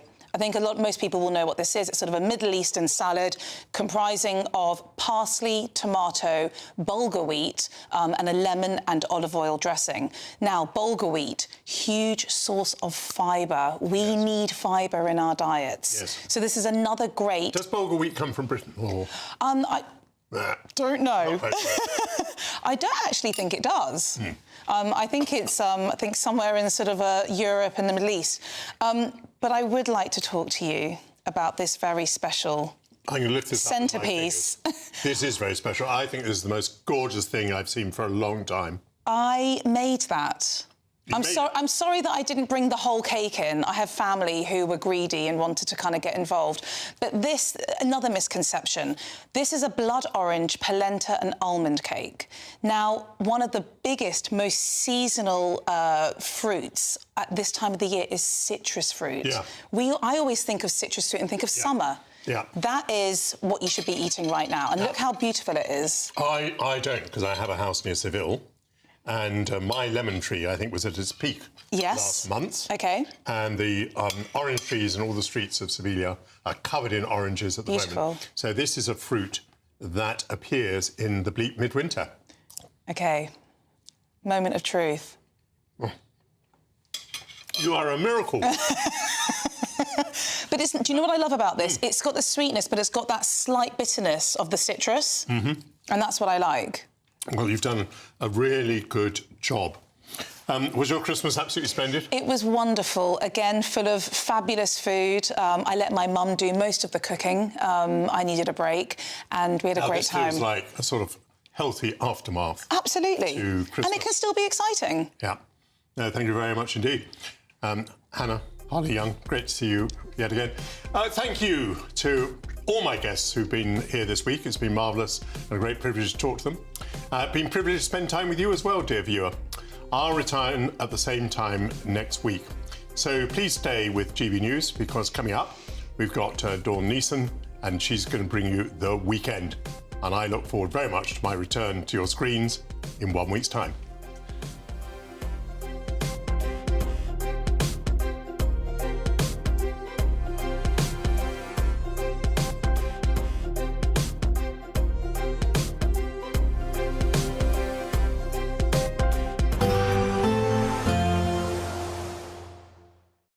Expect a warm front, moving from the kitchen right through to the rest of the house. Boxed Boilers, sponsors of weather on GB News. Hello there, this is your GB News weather forecast provided by the Met Office. For many of us today, it is very similar to Saturday, a widely cloudy picture. But we do have a slight change with this very long cold front that's stretching itself out in the west from parts of Portugal and Iberia. But it is now starting to push its way into parts of Northern Ireland and will eventually arrive into western Scotland later on today as well. It's a fairly weak affair, but it is going to bring some patchy outbreaks of drizzle here. Elsewhere, though, that cloud is certainly going to be in place right across the board. Underneath that, there is the potential for some patchy drizzle, maybe even some snow grains as well, which is frozen drizzle. With all the cloud around and very little sunshine, though, it is going to be feeling particularly chilly across England and Wales, highs of 2–3 degrees Celsius in places. The best of the sunshine today, though, will be for parts of northern Scotland. Actually quite a fine day, and it'll be a little milder here. We'll be seeing highs in the range of 6 to 8 degrees Celsius. As we move into this evening period, the frontal system in the northwest will slowly push its way a bit more further inland. Again, it's still going to be pretty weak, pretty patchy, not much to worry about in terms of rainfall totals. Elsewhere, cloud will come and go. If we do manage to see a few breaks in that cloud overnight, temperatures will drop off underneath some slightly clearer spells, so there is potential for some localised patchy frost in places, particularly for eastern Scotland down towards eastern England as well. A touch milder to start off Monday morning across the northwest once again. This patchy rain and drizzle will be around. Some fog could be particularly persistent for Northern Ireland first thing in the morning, quite murky to be taken care of